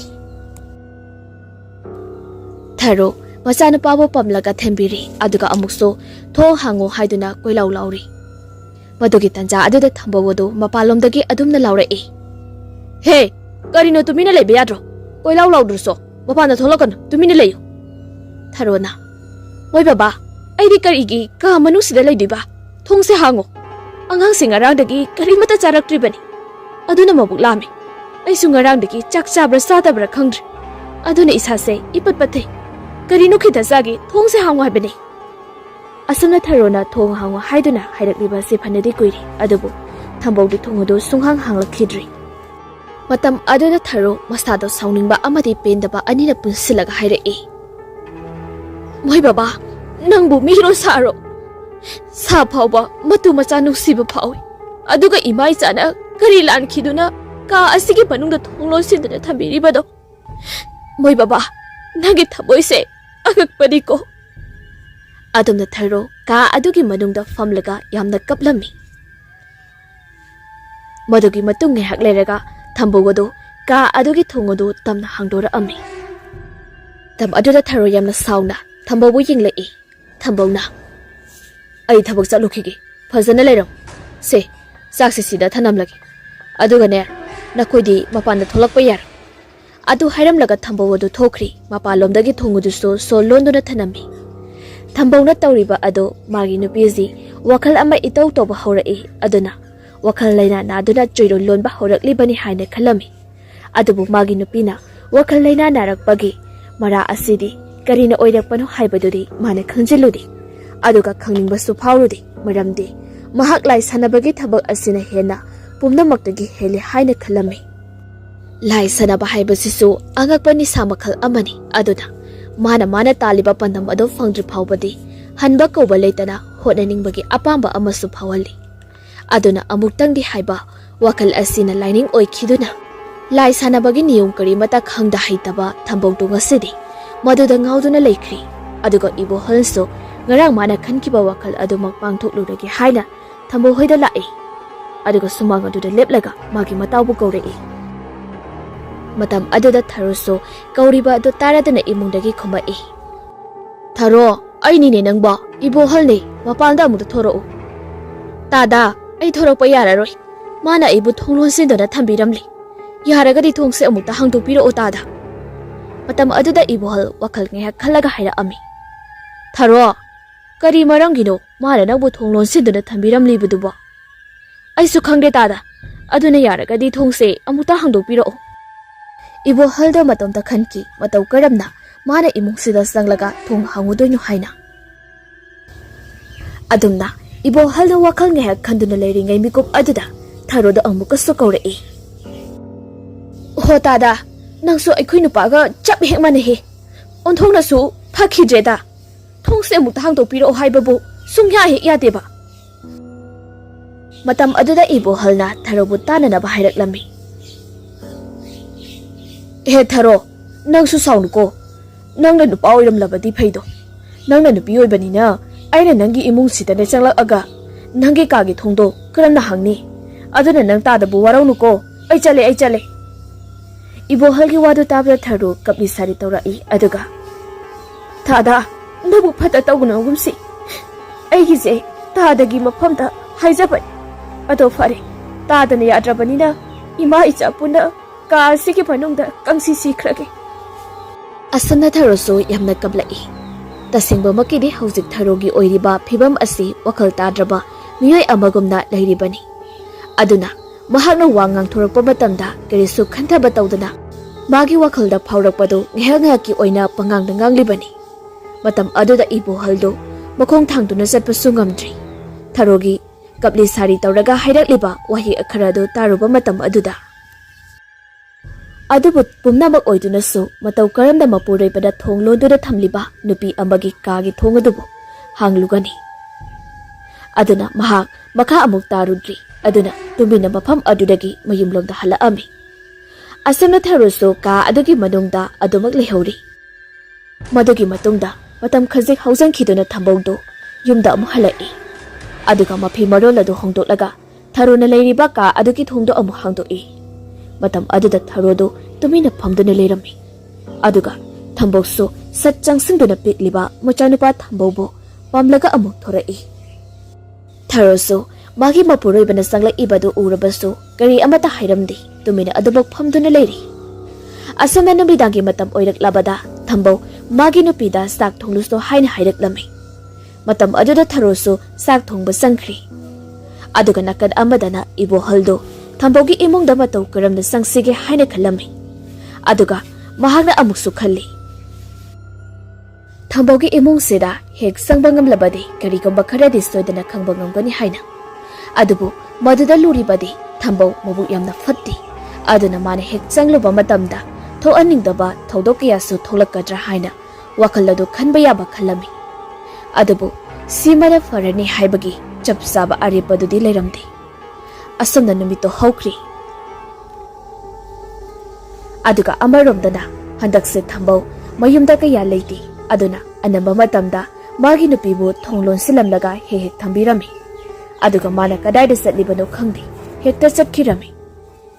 adumna magi nupana yam toina sum thonglon londuna thamlibado ahanbadadi masu yamna hainaramdi aduba hauzikti tharosu karimata haijadri tumina adumak leirami thambawna adamda koichat chatuna leiringaida magi nupi tharogi masadi hanadagi hena phibam soksin bahaurai mamai mamit adu mayeng yamna tarekli wakhal nungaitaba amadi masada phauriba aki tujingba mayam aduna punsalaga machanupabu tampakta sumlaga milu anidagi pirangso tap tarakli aduda sunatana Tharogi mapamlamdagi lakpa mi phawba unahankhidri. Aduga Tharogi mapamgi imung manunggi miyoisingsu Tharo heda kaya laamdi maramdi Tharo hegi imung ase hek yengbada isada yamna hainadaba phawba yum haibada oirami. Aduna laklabasu kuine leramdi sari hekta hanki. Aduna Tharodo tasengna agawbi amaga chap manarei. Mapuroibana mathong maram khangdana lai sanarabani haiduna laigi lairam tingi tiklam khangdana sum sanarambani na hauzikti phatabatin mulai mum kayana Tharogi imungdo pukyom yongkhri. Asamna matam pumnamakta Tharogi mabita uhaidaba kaya ma urakli tahaidaba kaya amatsu tarakli. Adamna matam khara leirigai matam aduda karigumba kanda Tharona leiriba ka aduda mina lona mune yinglakpagi maongda Septhaduna leirambagi maong matau kaya amaga loinada. Aduda sunatana yana khalukada mina kochin chinba chungba phanbagi dung dung lauba makol kaya amasu tarai. Aduga amukso athingba ahingi matamda mina kappa laubagi makol tana pugnan linkiba numisu yaurei. Adamna oirakliba Tharo hegi imungi phibam aduda Tharodi masado kiba heman khiduna wakalado fathaba ngamdabagi nongma nongmagi oina asum ahungba lakhi. Aduga thambauso ayuk nungthilgi matamda mara koichat chatlurabasu numidang mayumda halakpa matamda magi nupi amadi macha anigi ni haiduna karisu yengsilamdi. Anama matamda manaka amagi manungda sangduna laigi potlam kaya ama puthoptuna makhut masa adu tawraga laigi lairon kaya solami. Matam aduda khangawdana makoigi yena khayengonda mi kapna launabagi makholna pugnin nilakli. Matam aduda thambona asumna hairaklami. He saroi ngaroi sa nakoi haujimak aigi itaw ibo haloigi yumda satuna mahaki imungda awa ana tahalu. Matam aduda thambona leireba yum adugi mathaktuda mina netlaga chatpagi maongda pedrek pedrek lauba makol kaya tara ami aduda sunatana yumgi thongodo kok su thila ami. Matam aduda thambaudo masado swai hek lawi aduga imungduda tawriba maong matawdusu Tharosu loina khanglibani. Aduna madi hanadagi kharaga kiraga lairingai mikup aduda amuka hena kiba phauraduna machanupabo chajit konsinduna kaplei aduga magi thamoina thambobusu yamna warurami. Asumna matam khara hawkhriba tungda lekai miyamna makhoigi imung manungda tawriba maong mataw ase karino athengba ahinda thambo hoigi imung ase tamnabagumna tawi. Aduga Tharo mama macha su ukhidaba kuiri kadai kadai de setkhrbano haiduna hangnarami. Aduga makoiso sar hekta sangsinduna hangbadi talami maramdi thambo mahausana makok sakpa miyoi amari aduna makoigi imungda mi ama hek sangluba matamda kari tawba lakpano kari posem tawba changlakpano haina hekta hanglami. Aduna thambogi adugumlaba taba nungaitaba wahangang sangang adu tagadabagi sarukta changludabana hena phai haina khalami. Aduna thambose mi mayamna manadaba sadaron amakak senba miyoi banina Tharobu nungsirabasu sangsinduna hanglubadi talami. Aduga Tharodi lekai aduda leiriba miyoi sing aduna mabu nungsire hainade haiba mi amata leiti. Tharo mi loinaba yamna hai amagisu mabungnadanaba yamna haina singna leijakiba adubu mathong sadaba nupa amada yumpa lubana ngasidi Tharo ahingba mi ama oirabaso asipa gapangkhak oiduna ka adugi manungdagi soen hendokhidri. Asumna nongma numida wairam amagi matamda ibohal do ngasiso amugla ami. Matam aduda ibohal hanagi matawgumna thambabu kawduri yengi. Adubu ngasidi kanaso amata khumlakhidri. Hanadi Tharo imungda leirabadi adum khumlakpani adubu ngasidi kana amata khumlaktraba adudadi ibohal sumi leitraboy khanduna yumda amu hankrigi haina tawrakpa matam aduda thambogi imungdugi machanupa sanatomba adu khonjal hauna kablai. Matam aduda ibohalso thangge tawramba makhong adu chap leptuna leiraga imunglomda mamai adu sat onsilaktuni yengai. Aduga mana tariba angang kapagi khonjal aduso lepa leitana adumak tari. Matam aduda ibohal makhong adu tabna thanglaga mangolomda kakhalaktuna Tharobu amu korei. Hai Tharo nakhoi bu kana amta leitabro anga gaplibado amta themune. Adubu imung aduda mi leibege samende amata phanglamdi matam aduda ibohaldo Tharo haigi thongjau adugi manakta leplega ngha gaksana duna leirami. ꯃꯤꯀꯨꯞꯇꯨꯗ ꯑꯉꯥꯡ ꯑꯗꯨ ꯑꯃꯨꯛꯀ ꯍꯦꯟꯅ ꯈꯣꯟꯖꯦꯜ ꯊꯣꯛꯅ ꯀꯞꯂꯛꯏ꯫ ꯑꯗꯨꯒꯨꯝꯂꯕ ꯃꯇꯝ ꯑꯗꯨꯗ ꯏꯕꯣꯍꯜꯗꯨ ꯃꯈꯣꯡ ꯊꯥꯡꯗꯨꯅ ꯌꯨꯝꯂꯣꯝꯗ ꯍꯟꯒꯦ ꯍꯥꯏꯕꯁꯨ ꯉꯝꯗ꯭ꯔꯗꯨꯅ ꯃꯥꯒꯤ ꯃꯇꯥꯎ ꯊꯝꯕꯧꯒꯤ ꯍꯣꯏꯒꯤ ꯊꯣꯡꯖꯥꯎ ꯑꯗꯨꯗ ꯃꯈꯨꯠ ꯑꯗꯨꯗ ꯍꯥꯏꯐꯦꯠ ꯅꯝꯗꯨꯅ ꯌꯦꯡꯂꯤ꯫ ꯃꯇꯝ ꯑꯗꯨꯗ ꯊꯣꯡ ꯑꯗꯨ ꯃꯇꯣꯝꯇ ꯇꯞꯅ ꯍꯥꯡꯗꯣꯛꯈꯤꯔꯝꯃꯤ꯫ ꯃꯗꯨ ꯎꯕꯗ ꯏꯕꯣꯍꯜꯁꯨ ꯃꯁꯥ ꯑꯗꯨ ꯁ꯭ꯋꯥꯏ ꯂꯥꯎꯕ ꯑꯃꯗꯤ ꯐꯥꯎꯔꯝꯃꯤ꯫ ꯑꯗꯨꯒ ꯊꯣꯡ ꯑꯗꯨ ꯍꯥꯡꯗꯣꯛꯂꯒ ꯑꯉꯥꯡ ꯀꯞꯇꯨꯅ ꯂꯩꯔꯤꯕ ꯀꯥ ꯑꯗꯨ ꯀꯗꯣꯝꯗꯅꯣ ꯍꯥꯏꯅ ꯀꯨꯏꯂꯩ ꯂꯩꯗꯨꯅ ꯌꯦꯡꯂꯛꯏ꯫ ꯃꯇꯨꯡ ꯑꯗꯨꯗ ꯂꯥꯏꯅꯤꯡꯊꯧ ꯀꯥꯒꯤ ꯍꯦꯛ ꯃꯅꯤꯡꯗ ꯂꯩꯔꯤꯕ ꯆꯥꯛꯈꯨꯝꯒꯤ ꯍꯦꯛ ꯊꯪꯅꯕ ꯀꯥ ꯑꯗꯨꯗꯒꯤ ꯑꯣꯏꯔꯝꯃꯤ꯫ ꯃꯇꯝ ꯑꯗꯨꯗ ꯊꯝꯕꯧ ꯈꯣꯡꯂꯩ ꯊꯨꯅ ꯆꯦꯟꯁꯤꯟꯗꯨꯅ ꯀꯥ ꯑꯗꯨꯒꯤ ꯃꯅꯨꯡꯗ ꯆꯪꯒꯦ ꯍꯥꯏꯅ ꯇꯧꯔꯨꯕꯅꯤ꯫ ꯑꯗꯨꯕꯨ ꯀꯥ ꯑꯗꯨꯒꯤ ꯊꯣꯡ ꯑꯗꯨꯗꯤ ꯂꯣꯟꯁꯤꯟꯗꯨꯅ ꯂꯩꯔꯝꯂꯤ꯫ ꯃꯇꯝ ꯑꯗꯨꯗ ꯏꯕꯣꯍꯜ ꯇꯧꯐꯝ ꯈꯪꯗ꯭ꯔꯗꯨꯅ ꯊꯔꯣꯕꯨ ꯍꯟꯖꯤꯟ ꯍꯟꯖꯤꯟ ꯀꯧꯔꯝꯃꯤ꯫ "ꯏꯕꯦꯝꯃ ꯊꯔꯣ, ꯅꯈꯣꯏꯕꯨ ꯑꯉꯥꯡ ꯀꯞꯂꯤꯕꯁꯤ ꯇꯥꯗ꯭ꯔꯕ꯭ꯔꯣ?" ꯑꯗꯨꯕꯨ ꯊꯔꯣꯗꯤ ꯇꯥꯔꯕꯁꯨ ꯈꯨꯝꯒꯅꯤ ꯍꯥꯏꯕ ꯀꯥꯎꯔꯤ꯫ ꯑꯗꯨꯅ ꯃꯆꯥꯅꯨꯄꯥ ꯑꯗꯨ ꯃꯅꯥꯛꯇꯨꯗ ꯐꯝꯍꯜꯂꯒ ꯃꯥꯅ ꯍꯥꯏꯐꯦꯠ ꯀꯣꯟꯁꯤꯜꯂꯒ ꯏꯕꯣꯍꯜꯅ ꯀꯧꯔꯤꯕ ꯑꯗꯨ ꯈꯨꯝꯗ꯭ꯔꯕꯁꯨ ꯃꯉꯛꯇꯣ ꯍꯥꯏꯐꯦꯠ ꯊꯥꯡꯒꯠꯂꯒ ꯌꯦꯡꯂꯛꯏ꯫ ꯃꯇꯝ ꯑꯗꯨꯗ ꯏꯕꯣꯍꯜꯁꯨ ꯀꯥ ꯑꯗꯨꯗ ꯄꯥꯜꯂꯤꯕ ꯊꯣꯡꯅꯥꯎ ꯑꯗꯨꯗ ꯍꯥꯏꯐꯦꯠ ꯆꯦꯞꯊꯔꯒ ꯌꯦꯡꯂꯨꯕꯅꯤ꯫ ꯇꯥꯟꯖꯥ ꯑꯗꯨꯗ ꯃꯍꯥꯛꯅ ꯊꯔꯣꯕꯨ ꯎꯔꯛꯂꯝꯃꯤ꯫ ꯑꯗꯨꯕꯨ ꯊꯔꯣ ꯑꯗꯨ ꯃꯃꯤꯠ ꯃꯅꯥꯛ ꯑꯗꯨ ꯏꯀꯨꯠ ꯀꯨꯠꯂꯗꯨꯅ ꯃꯁꯝ ꯃꯅꯥꯛ ꯑꯗꯨ ꯏꯐꯥ ꯐꯥꯔꯗꯅ ꯃꯉꯛ ꯑꯗꯨ ꯊꯥꯡꯒꯠꯂꯒ ꯊꯣꯡꯅꯥꯎ ꯑꯗꯨꯗ ꯌꯦꯡꯗꯨꯅ ꯂꯩꯔꯝꯃꯤ꯫ ꯃꯗꯨ ꯎꯕꯗ ꯏꯕꯣꯍꯜ ꯃꯁꯥꯗꯨ ꯁ꯭ꯋꯥꯏ ꯂꯥꯎꯕ ꯑꯃꯒ ꯂꯣꯏꯅꯅ ꯊꯔꯣꯕꯨ ꯀꯧꯔꯗꯨꯅ ꯍꯥꯏꯔꯛꯏ꯫ "ꯏꯕꯦꯝꯃ ꯊꯔꯣ, ꯀꯔꯤꯅꯣꯅꯦ ꯇꯧꯔꯤꯕ ꯃꯇꯧ ꯑꯁꯤꯕꯣ? ꯑꯉꯥꯡ ꯀꯞꯂꯤꯕꯗꯣ ꯊꯦꯝꯃꯨꯅꯤ ꯅꯪꯕꯣ." ꯃꯇꯝ ꯑꯗꯨꯗ ꯊꯔꯣꯗꯨ ꯃꯃꯤꯠ ꯏꯉꯥꯡ ꯉꯥꯡꯅ ꯄꯤꯔꯥꯡꯒ ꯏꯍꯧꯅꯅ ꯁꯣꯟ ꯄꯤꯛꯅ ꯍꯥꯏꯔꯛꯂꯝꯃꯤ꯫ "ꯗꯥꯗꯥ, ꯑꯩꯒꯤ ꯏꯆꯥꯁꯦ ꯑꯃꯨꯛꯇ ꯂꯧꯊꯣꯛꯄꯤꯌꯨ." ꯏꯕꯣꯍꯜꯁꯨ ꯃꯦꯟꯃꯥꯟꯒ ꯇꯥꯗ꯭ꯔꯤ꯫ ꯍꯧꯖꯤꯛ ꯑꯣꯏꯔꯤꯕ ꯐꯤꯕꯝ ꯑꯁꯤꯗ ꯊꯝꯕꯧꯕꯨ ꯑꯃꯨꯛ ꯂꯥꯛꯂꯕꯗꯤ ꯀꯔꯤ ꯍꯥꯏꯅ ꯈꯟꯈꯤꯒꯅꯤ ꯍꯥꯏꯅ ꯈꯜꯂꯨꯕꯗ ꯑꯗꯨꯅ ꯃꯁꯥꯗꯣ ꯌꯥꯝ ꯅꯨꯡꯉꯥꯏꯇꯅ ꯍꯥꯏꯔꯛꯂꯝꯃꯤ꯫ "ꯏꯕꯦꯝꯃ ꯊꯔꯣ, ꯅꯪ ꯑꯩꯕꯨ ꯋꯥꯔꯧꯒꯅꯨꯀꯣ꯫ ꯅꯆꯥꯅ ꯀꯞꯄꯒꯤ ꯈꯣꯟꯖꯦꯜ ꯑꯗꯨ ꯇꯥꯕꯗꯨꯗ ꯏꯈꯣꯡ ꯑꯁꯦ ꯊꯥꯡꯗꯨꯅ ꯆꯠꯄ ꯉꯝꯗ꯭ꯔꯤ꯫ ꯑꯗꯨꯅ ꯅꯣꯏꯒꯤ ꯏꯃꯨꯡꯁꯤꯗ ꯆꯪꯂꯛꯄꯅꯤ꯫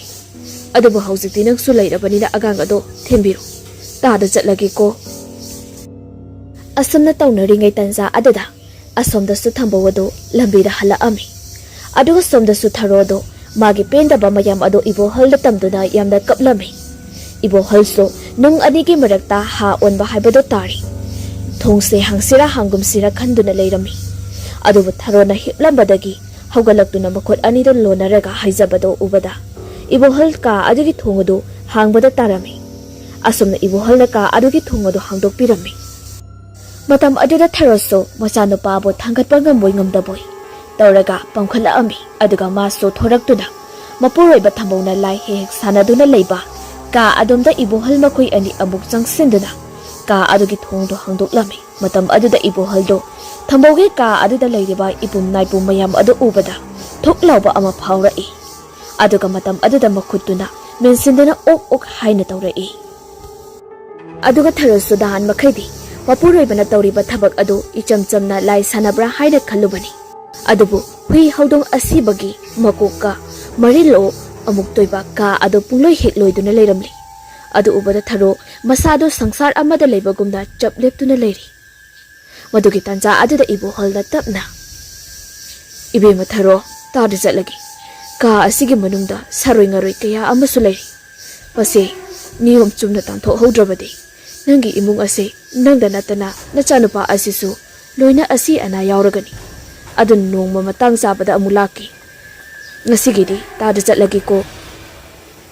ꯊꯔꯣ ꯏꯕꯣꯍꯜꯅ ꯍꯥꯏꯔꯤꯕꯗꯨ ꯇꯥꯔꯤꯕꯅꯤ꯫ ꯑꯗꯨꯕꯨ ꯃꯍꯥꯛ ꯀꯔꯤꯁꯨ ꯈꯨꯝꯗ꯭ꯔꯤ, ꯇꯨꯃꯤꯟꯅ ꯑꯗꯨꯃꯛ ꯂꯩꯕ ꯑꯁꯤꯗꯒꯤ ꯍꯦꯟꯅ꯫ ꯃꯇꯝ ꯑꯗꯨꯗ ꯏꯕꯣꯍꯜꯗꯨ ꯊꯝꯕꯧ ꯂꯥꯛꯀꯗ꯭ꯔꯥ ꯈꯟꯗꯨꯅ ꯃꯁꯥꯗꯨ ꯌꯥꯝ ꯄꯥꯈꯠꯅ ꯊꯔꯣꯕꯨ ꯀꯥ ꯑꯗꯨꯗꯒꯤ ꯃꯅꯨꯡꯗꯒꯤ ꯊꯣꯛꯂꯁꯤ ꯍꯥꯏꯅ ꯍꯥꯏꯔꯝꯃꯤ꯫ ꯑꯗꯨꯒ ꯏꯕꯣꯍꯜꯗꯨ ꯃꯈꯥ ꯑꯃꯨꯛ ꯇꯥꯔꯛꯏ꯫ "ꯏꯕꯦꯝꯃ, ꯏꯕꯥꯅꯤꯅ ꯑꯁꯨꯝꯅ ꯀꯥ ꯑꯁꯤꯗ ꯆꯪꯉꯤ ꯍꯥꯏꯕꯁꯤ ꯏꯇꯥꯎ ꯊꯝꯕꯧꯗ ꯈꯪꯍꯟꯕ ꯌꯥꯗꯦꯀꯣ꯫ ꯃꯥꯅ ꯍꯦꯛ ꯈꯪꯈꯤꯕꯗ ꯅꯪꯗ ꯅꯠꯇꯅ ꯑꯩꯕꯨꯁꯨ ꯂꯥꯟꯅ ꯂꯧꯈꯤꯗꯧꯔꯤꯕꯅꯤ꯫ ꯑꯗꯨꯅ ꯇꯥꯗꯅ ꯍꯥꯏꯔꯤꯕꯁꯤ ꯅꯪ ꯆꯦꯛꯁꯤꯜꯂꯨꯀꯣ." ꯊꯔꯣꯁꯨ ꯏꯕꯣꯍꯜꯅ ꯍꯥꯏꯔꯤꯕꯗꯨ ꯍꯣꯏ ꯍꯥꯏꯕꯗꯧꯅ ꯃꯉꯛ ꯑꯗꯨ ꯅꯣꯝꯃꯛꯏ꯫ ꯑꯁꯨꯝꯅ ꯃꯈꯣꯏ ꯑꯅꯤꯗꯨ ꯀꯥ ꯑꯗꯨꯒꯤ ꯃꯅꯨꯡꯗꯒꯤ ꯑꯃꯨꯛ ꯊꯣꯡꯃꯤꯟꯅꯔꯛꯏ꯫ ꯃꯗꯨꯒꯤ ꯃꯇꯨꯡ ꯊꯔꯣꯁꯨ ꯍꯥꯟꯅꯒꯤ ꯃꯇꯧꯒꯨꯝꯅ ꯀꯥ ꯑꯗꯨꯗ ꯑꯃꯨꯛ ꯆꯪꯈ꯭ꯔꯤ꯫ ꯑꯗꯨꯒ ꯏꯕꯣꯍꯜꯅ ꯊꯣꯡ ꯑꯗꯨ ꯑꯃꯨꯛ ꯂꯣꯟꯁꯤꯟꯗꯨꯅ ꯊꯝꯕꯤꯔꯝꯂꯤ꯫ ꯑꯗꯨꯒ ꯃꯥꯁꯨ ꯇꯍꯥ ꯃꯌꯨꯝꯂꯣꯝꯗ ꯑꯃꯨꯛ ꯍꯟꯈꯤꯔꯝꯃꯤ꯫ ꯑꯗꯨꯕꯨ ꯏꯕꯣꯍꯜ ꯂꯝꯕꯤꯗ ꯆꯠꯅ ꯆꯠꯅ ꯃꯇꯣꯝꯇ ꯈꯜꯂꯤ꯫ Magi matau thambau asi khwaidigi sathiba miyoi ama oiramli haina mina tawradaba thabak ngaktani thambauna tawriba asi aduga somdasu tharu adu kari tawsigi khana khalami aduga mahakna kiyam kuina yum asida leikidawriba matomta wahang kaya ama hanglami aduga nakan amadana haujik thambaugi kada leiriba hui haudong asigi makok amadi mathibong marin sing adu ategi nati thambauna lai sanaba matamda chaying tawbada sizina khiba ngaktani aduga amuksu thambauna numit khudingi koina chatliba aduso hui haudong thibu chatlibani aduga nganu yenso marak marakta adum sizina ba yawrami aduna kari goma matamda mahakna lambida chatpada hui haudong azapoto tharaga pijarami aduga themduna pharaga purakhibani changyeng kaya ama yenglami aduna thambauna masama tomta tawriba thabak adu magi nupi tharo amadi pikliba machanupa thambabu uhaningba pamjadi aduna matam pumnamakta tharo mama macha anibu thonglon siduna thamkhibani aduga mahakso lai sanabado haidri hairadi koktokpagi wasu leiti angam hekta talami aduna tawriba thabak adu afabadi natabanina magi imungda oina saroi ngaroi mayam adu tamnaduna leiri mana niyom sumna lai sanadrabanina phataba ngakta olakli asamna ngai hakki matongda thambokso yum yorakli aduga magi gari adugi manungdagi so bora karino khangdaba haptuda purai mado hek yengkhiba matamda khara lumtak tawba posak awasu mali mado mana koduna imunglomda sanglai aduga magi kagi thongodo hangdoklaba matungda mana pairiba bora adu tabna thamlaga bora machinda kisileba do tapna lauthoi aduga makutuna thingjinduna noinoi lauraba haudong ahum khak lakthorei aduga haudong ahum adu nanthoklaga senkidanaba mafam sana thamnami aduga magi napina lairiba ka adugi thongodu tapna hangdoraktuna changlai makhuna lairiba ka sing aduso mai amata thalamde aduna mamli sari loina tawrami matam aduda magi nupi tharo adu phaklang nga tharaga phamduna leirami aduga machanupa sanatombana manakta yam nungaina tumli aduga thambauso machanupa aduda hafet yenglaga tapna hairei tabro nangbo angang se sakamta pijadrabo tharo hairibado taribani adubu maron thoktabi amagumda magi nupabu munni yengduna leiri thambauso magi nupi asi kadino matawre haiba hanadagi khanglibanina masto haifetang yanamlaga adumak thokri adubu thambauda magi nupiki kado thonglon senba kauraduna adum hanglaga thokri aduga magi lai sanafam ka atuda amuk changlai matam aduda thambawna haujik puduna lakhiba haudong ahungi maraktagi ama laktho aga tungana khaidoktuna thanami aduga maso yasanglakpagi laigi thoram tawnaba makhong makut hamdokluge haina mapalomda thokri madugi tanja aduda tharodo ngasa ibu halna lakpado mapuroibana amu khanglakadra haina wakhalda amu pakhatpa phaurai aduna masu ka adudagi tamna amu thoraktuna magi nupagi lai sanafam ka adura sangai aduga thambokso makhong makot hamba loiraduna imungda amu changlai aduga sakhanglomda hana changlami aduga lai khoiromdaba watlam sing adu yengsilami aduga nakana amadana ibo handa mayum yaudabaso masado mikup ama phau leitaba ngamdri magi marup thambaugi kada lei horiba mayamado urubadagi aduna maso numidangi madam asida thambau hoida amu handuna satlagi magi maruki imung manung ase kandaba yadi haina khalai aduna ibo halso somfamlambadagi magi nupina sak thongduna leiriba manakta sanglaktuna wa khara hairami matam aduda ibo halgi nupi aduna so hoi haiduna yaraklami aduga ibo halna magi nupina hairiba wafamado karino haibadi kanana su khangdi matai manaw anido natana asumna ibo hal numidangi matam aduda thambau hoiramda lakpa haurai aduga thambau so laigi thabak singa do loiram laga magi kada amuk changlai matam aduda tharo mapuroiba changlakpage sahum phanglakpa aduda maso yamna pakhatlami aduga lotuna lairi aduga thambau so mara hauji puduna changlakhiba haudong ahumdugi manungdagi amatongana khaidoktuna thamliba haudong adu amuk lauthoraklaga mamit uisinduna kari kari na wahai khara solami matam aduda mara pariba haudong adugi mamit adu langtruk langba haurakli aduga tharoso thambawna ka aduda sanglak tringi matamda mana hana sangsinduna leiribanina thambawna tawriba adu masu loina uribani Adubu mahaksu yamna pakatpadi phauribani. Mapuroibana changlakpa matam aduda mahaksu chinthokpa nanghouda. Aduna masu mase amada laisinduna mapuroibana udanaba hodarjaribani. Adugi sumathakta makoina leiriba ka adu khara mambagi suphabani natrabadi tharo ngasaina mapuroibana urambasu yabani. Aduga thambona so magi nupina adumna ka aduda sangsinduna leiramgani haibadi khalludabanina aduna madi kanasu udrabani khanduna haibagi matagum hana laison khara solaba matungda mana pairiba haudong aduda munda yinglai matamuda haudong duna so munda yinglai duna mami manado punglag henglangwa makai miaw miaw haina khonglai aduga somdana ibo halsu thambau haigi thongalomda sanglakpado haurami aduga somda so thambawna mana pairiba haudong adu tabda hek thadorapaka haudong adu yamna sauna thambawda yinglaga khangaude thambawgi makhutuda haudong aduna tap launa lai aduga makhong makhut sing aduso loina khotatlami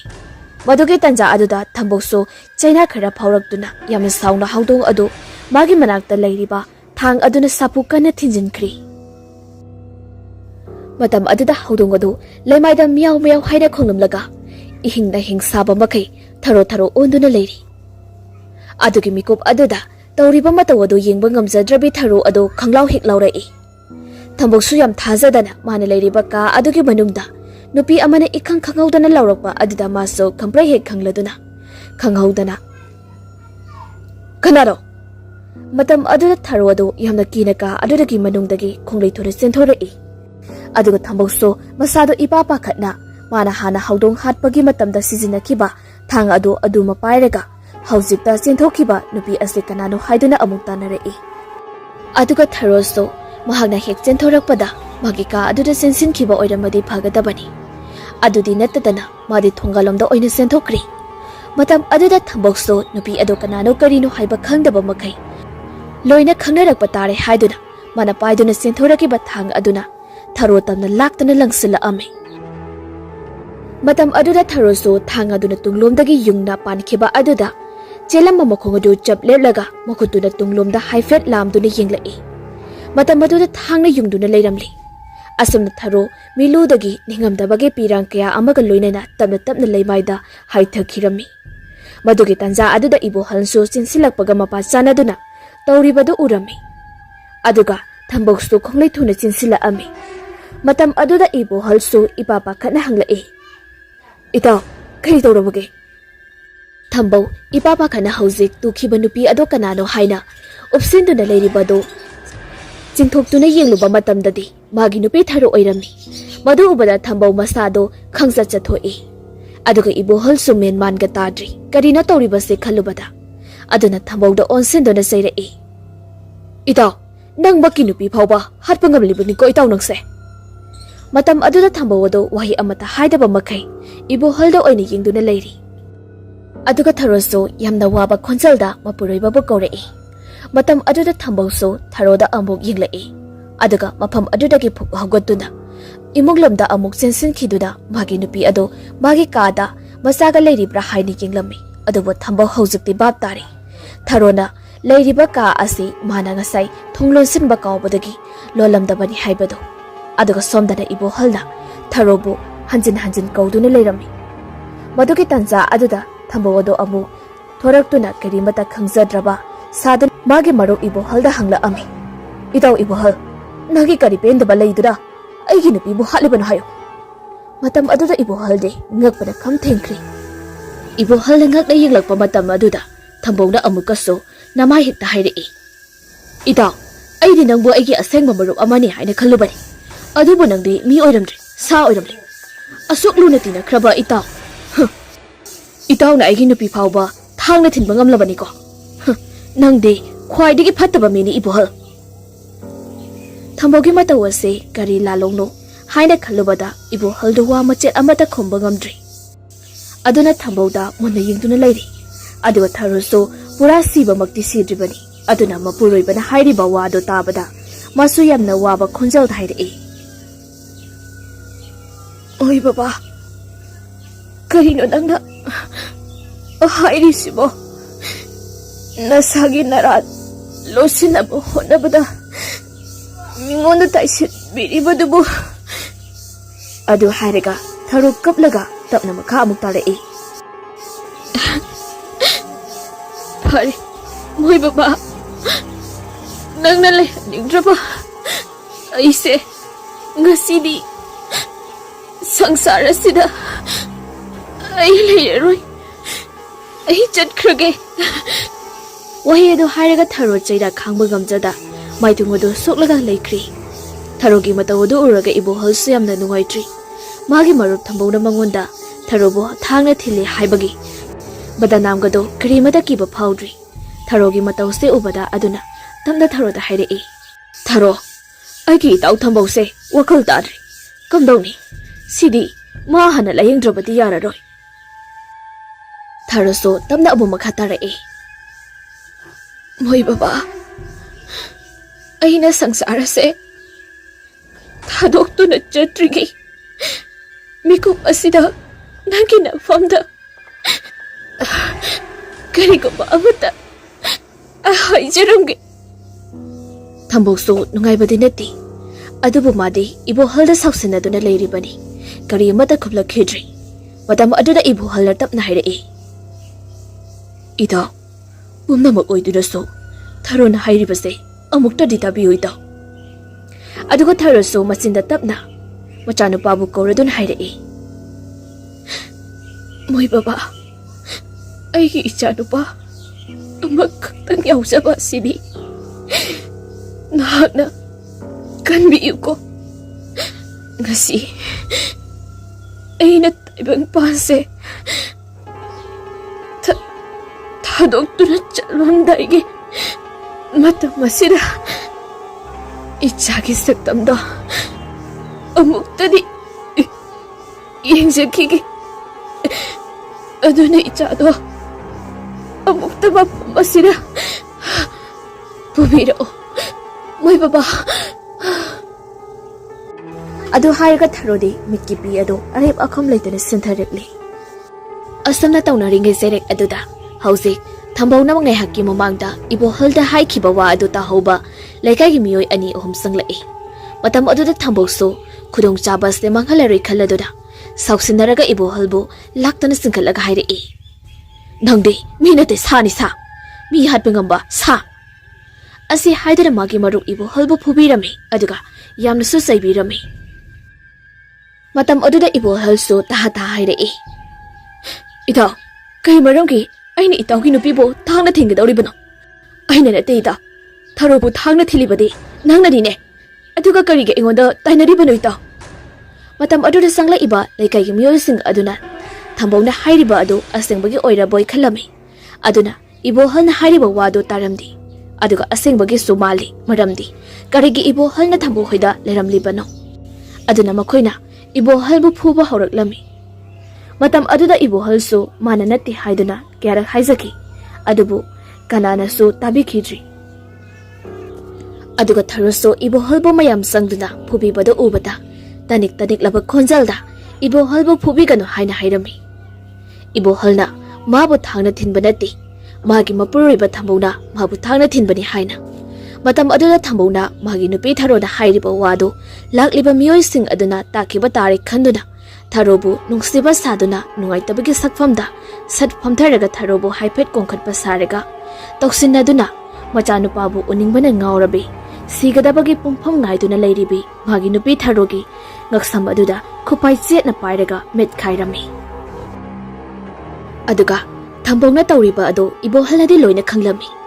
aduba hauzik bana leiriba phibam asida mara wa amata hek haige tawrakpa matamda mayam sangduna hekta sechet phuzila ami aduda tharoso masanga thokjanaba ngamjanaba mapuroibagi makhutuda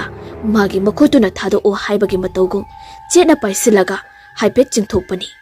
adubu upai leikhidri mapuroibana khupai chena paisinkhibana maram oiraga aduna maso khangba ngamjada makhong adu amura anirak phiding kauramlaga aroiba sor honkirame matam aduda thambong masado humangna su loiri aduna mana tawribado khangdana bani haiduna magi nupibu konsinduna kapli aduga ibo halso mayam sangduna phubiba duda masado padrak hek tari Asumna thambona namdana tharo hatpagi badana madu ibohalda pisinduna madi harauna leirami aduga amukso khangnaragadra haina pakhalai Thambo magi nupi laikidre haibagi awaba wakhal khangadra hairaga magi nupi laikidaba asina hena phare khalai aduna machanupa sanatumba busu tharogi mapamgi myoisingda laurula o haidana pau pikri haujikti mahakna ahing taibang khangdana maning makha tamna laigi thauram kaya pangthokli adubu mahakna tawriba thabak adu mamida khausaba oina thoklami karimata kana famde khanglamdi aduga nakal amadana ichamchamjaba ibo halbusu ngasidi thambobu yamna waraurai aduna karigumba amam angan khairiba achumbatabu pamjaba aranbabu yeknaba oina taibang mapuna mahaktu tasengna leiramba thoklabadi ngasi magi thamoida sakliba mairi asigi maisadi thambogi mafamda maisa phawonbiyu haiduna nijarami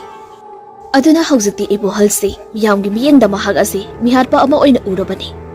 mi hatlubagi dandido ibo halna phangba tarami adubu ibo hal matomta amukso waraurai mana karigi damak thambo hoira changningba phawroribano haina aduga ibo halge imung manungi miyoi singdasto ibo hanna mi halamgani haibasi thajarudi aduna bakoide sungtha thajaramdi haibade ibo hal mabuk mara yamna tappa nongmata migi mangnanaba tawdaba adugumlaba amaiba amani aduga mahakna phanayamna mahi haiba amaiba oiregasu nongmata mara laitaba kanagumba miyoi amatada mahaki mahi adu sizinakidabani aduna ibo halna mi halamloi haina kayarak makoigi imungna haijaki adubu mahaki imung manungna phanayamna haijarabasu kanana sutabi khidri maramdi numit aduda karigi mahakna maram sadana thambau hoida leiramliba aduge sumathakta phana phatrabasu thambau na magi nupibu karamda thangna thinduna hatkini asumna leiriba laikai aduna su thambau na awaba tariba haido oirabanina achum aran thidana thambau na hairiba wafam sing aduna chumgani haina khalami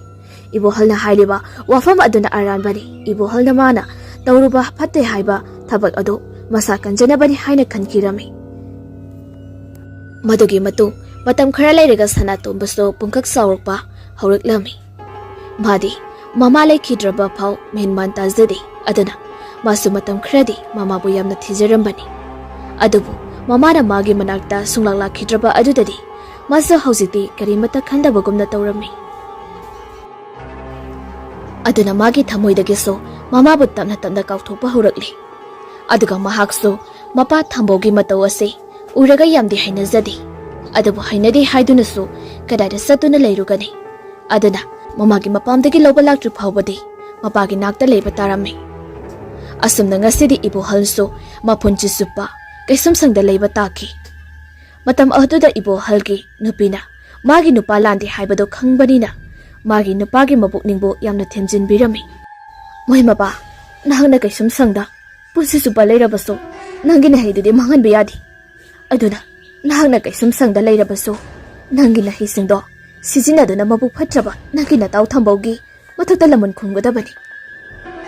madugi matung tharogi mapam lamdamgi mama mapa laktuna sanatombagi mapu mabel hoida sanatombabu makhoigi manakta lehanduna lairik laisu tamduna leijarasunu haiduna puraga chatki aduna haujikti thambauso amuka hena maning makha tamba haibado oiri asumna chahi taren mu haujin khraba matungda lekai gi miyoi kayana thambogi maong matau ase asum chingnaba hengalai aduna thambobu senerasi haiduna warep narami aduna thambogi matungda aronbe mi thadoktuna thambobu chatpa mafam khudingda makoisu satuna thambona kari kari tawribage haibadu yangsalami adubu thambodi masado khangjaramdi madugi matung ibo halgi nupi adu thambo hoigi lekai da laktuna tharo lekhidaba numit aduge thokiba thawdok pumba wari lirami asumna astum tawbadagi haujiti ibohal mara leite haiba khangba ngamlakhi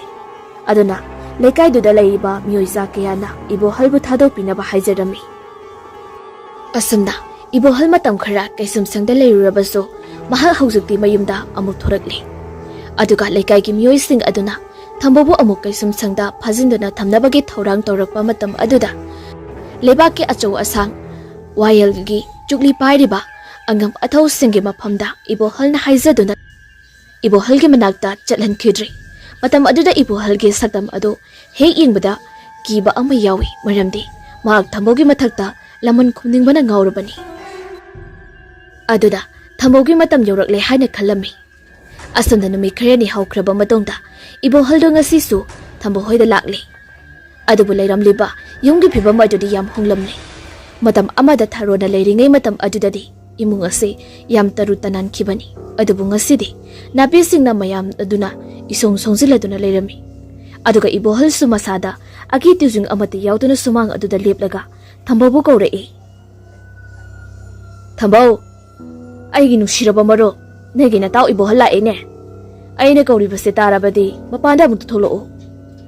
Wahi asi hairaga ibohal mathwai chakna leptuna leiri. Aduga thamboso ibohalgi khonjala du tabada ngaglap tawna mapanda tholei. Aduga ibohal ubada chap leptuna leirami. Adugumlaba thambogi matau aduda ibohal so karemnebagi maongda nofet tawrega hairei. He itaw kari tawre ai buraga kawgani haiba kawbu makhai yingduna leiribasiba hausi phawa aibu warauribrane. Thambo yamna sauna hairei. Nang sida kaidoba lakpano yam thuna sakro charo. Mi hatpa ngamba nangdi aigi marum nate nasakto yingdi sakro. Matam aduda ibohaldi sakfam ikai kaidana asawbagi mami macet ama phau udana khumlai. Ita nangdi philam kungge kum natragana drama yawgi haigrasu yaw asuk haina sanabasidi amuktabu theneraktrine aigi punsida. Thamboso ibohalgi karebnaba wangang do taraga hairei. Yare swaise nangi choiro lompham nati adunane aina fajana haringai sida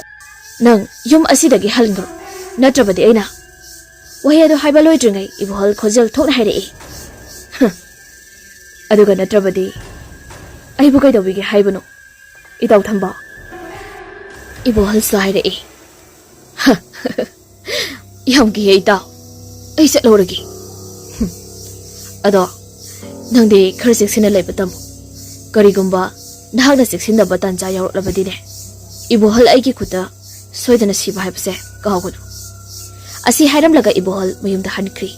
Adubu ibohalgi matau ase thambogi mapamdadi yamna ka hena sauningba haibado oirami. Aduna masado haifam khangdana ibohal satkiba maikedo yingduna lehori. Adugi matungda ibohal so mayum yauraktuda magi kara sanglai. Aduga mapunsigi amukta mingonda laitin thazinba kihanba khanganba haijadaba ibohaldo ngasidi magsu lai sanabagi mapot masai kaya ama magi kada pusinduna thamlaga magi nupida asomna hairei. Tabra aine unaba mila abaso ai leite haina khumu ngasi ahin nongai simadine magi thambo haiba mu phatkhidraba nupa ado laknagi mahana ise kanano haiba khangdra male aduna ngasidi ibohal ise kanano haiba matik khangangi. Ai bukya da laksakhiba aina makhoigi imungbu phahaningduna makhoibu kadbigi khanduna satlurega aibu mihat patahan khiba. Nupi nang sumuna taw thambongna magi nupi tharoldo thangla thinduna hatkibani aigi mitane ngasisune numit khudingine sangsang uduna leribani. Matam aduda upai leitraba tharona machabu nupabu aroibo oina amuktang ujage haidba phau thambongnane uhunkhidabani. Madugi moda sigadaba mikup amatang ngairaba matam adudane wakhorido metuna hatokhibani. Adunane thambose ibohalgi mamitadi sa makhal ama oina uribani. Aduna thambo hatpa haibase ibohalgi pandamni. Asundan met adugi numedange matamda amaiba ibohalna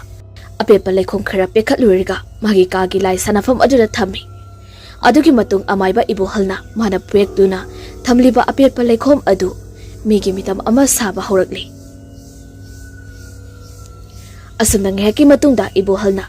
migi mitam ado saba loirakli. Mahagna sariba migi mitam ado miyoiba amagi masada hakadaba ket khudimak amati jithadan haplami khongbi khongnaw naiduna khutki khusa sing khaidokduna mit nakong naton hairiba sing asi amata watana sarami. Taibang miyoiba amagumna sumnatangi thawai hapti haiba khaktani.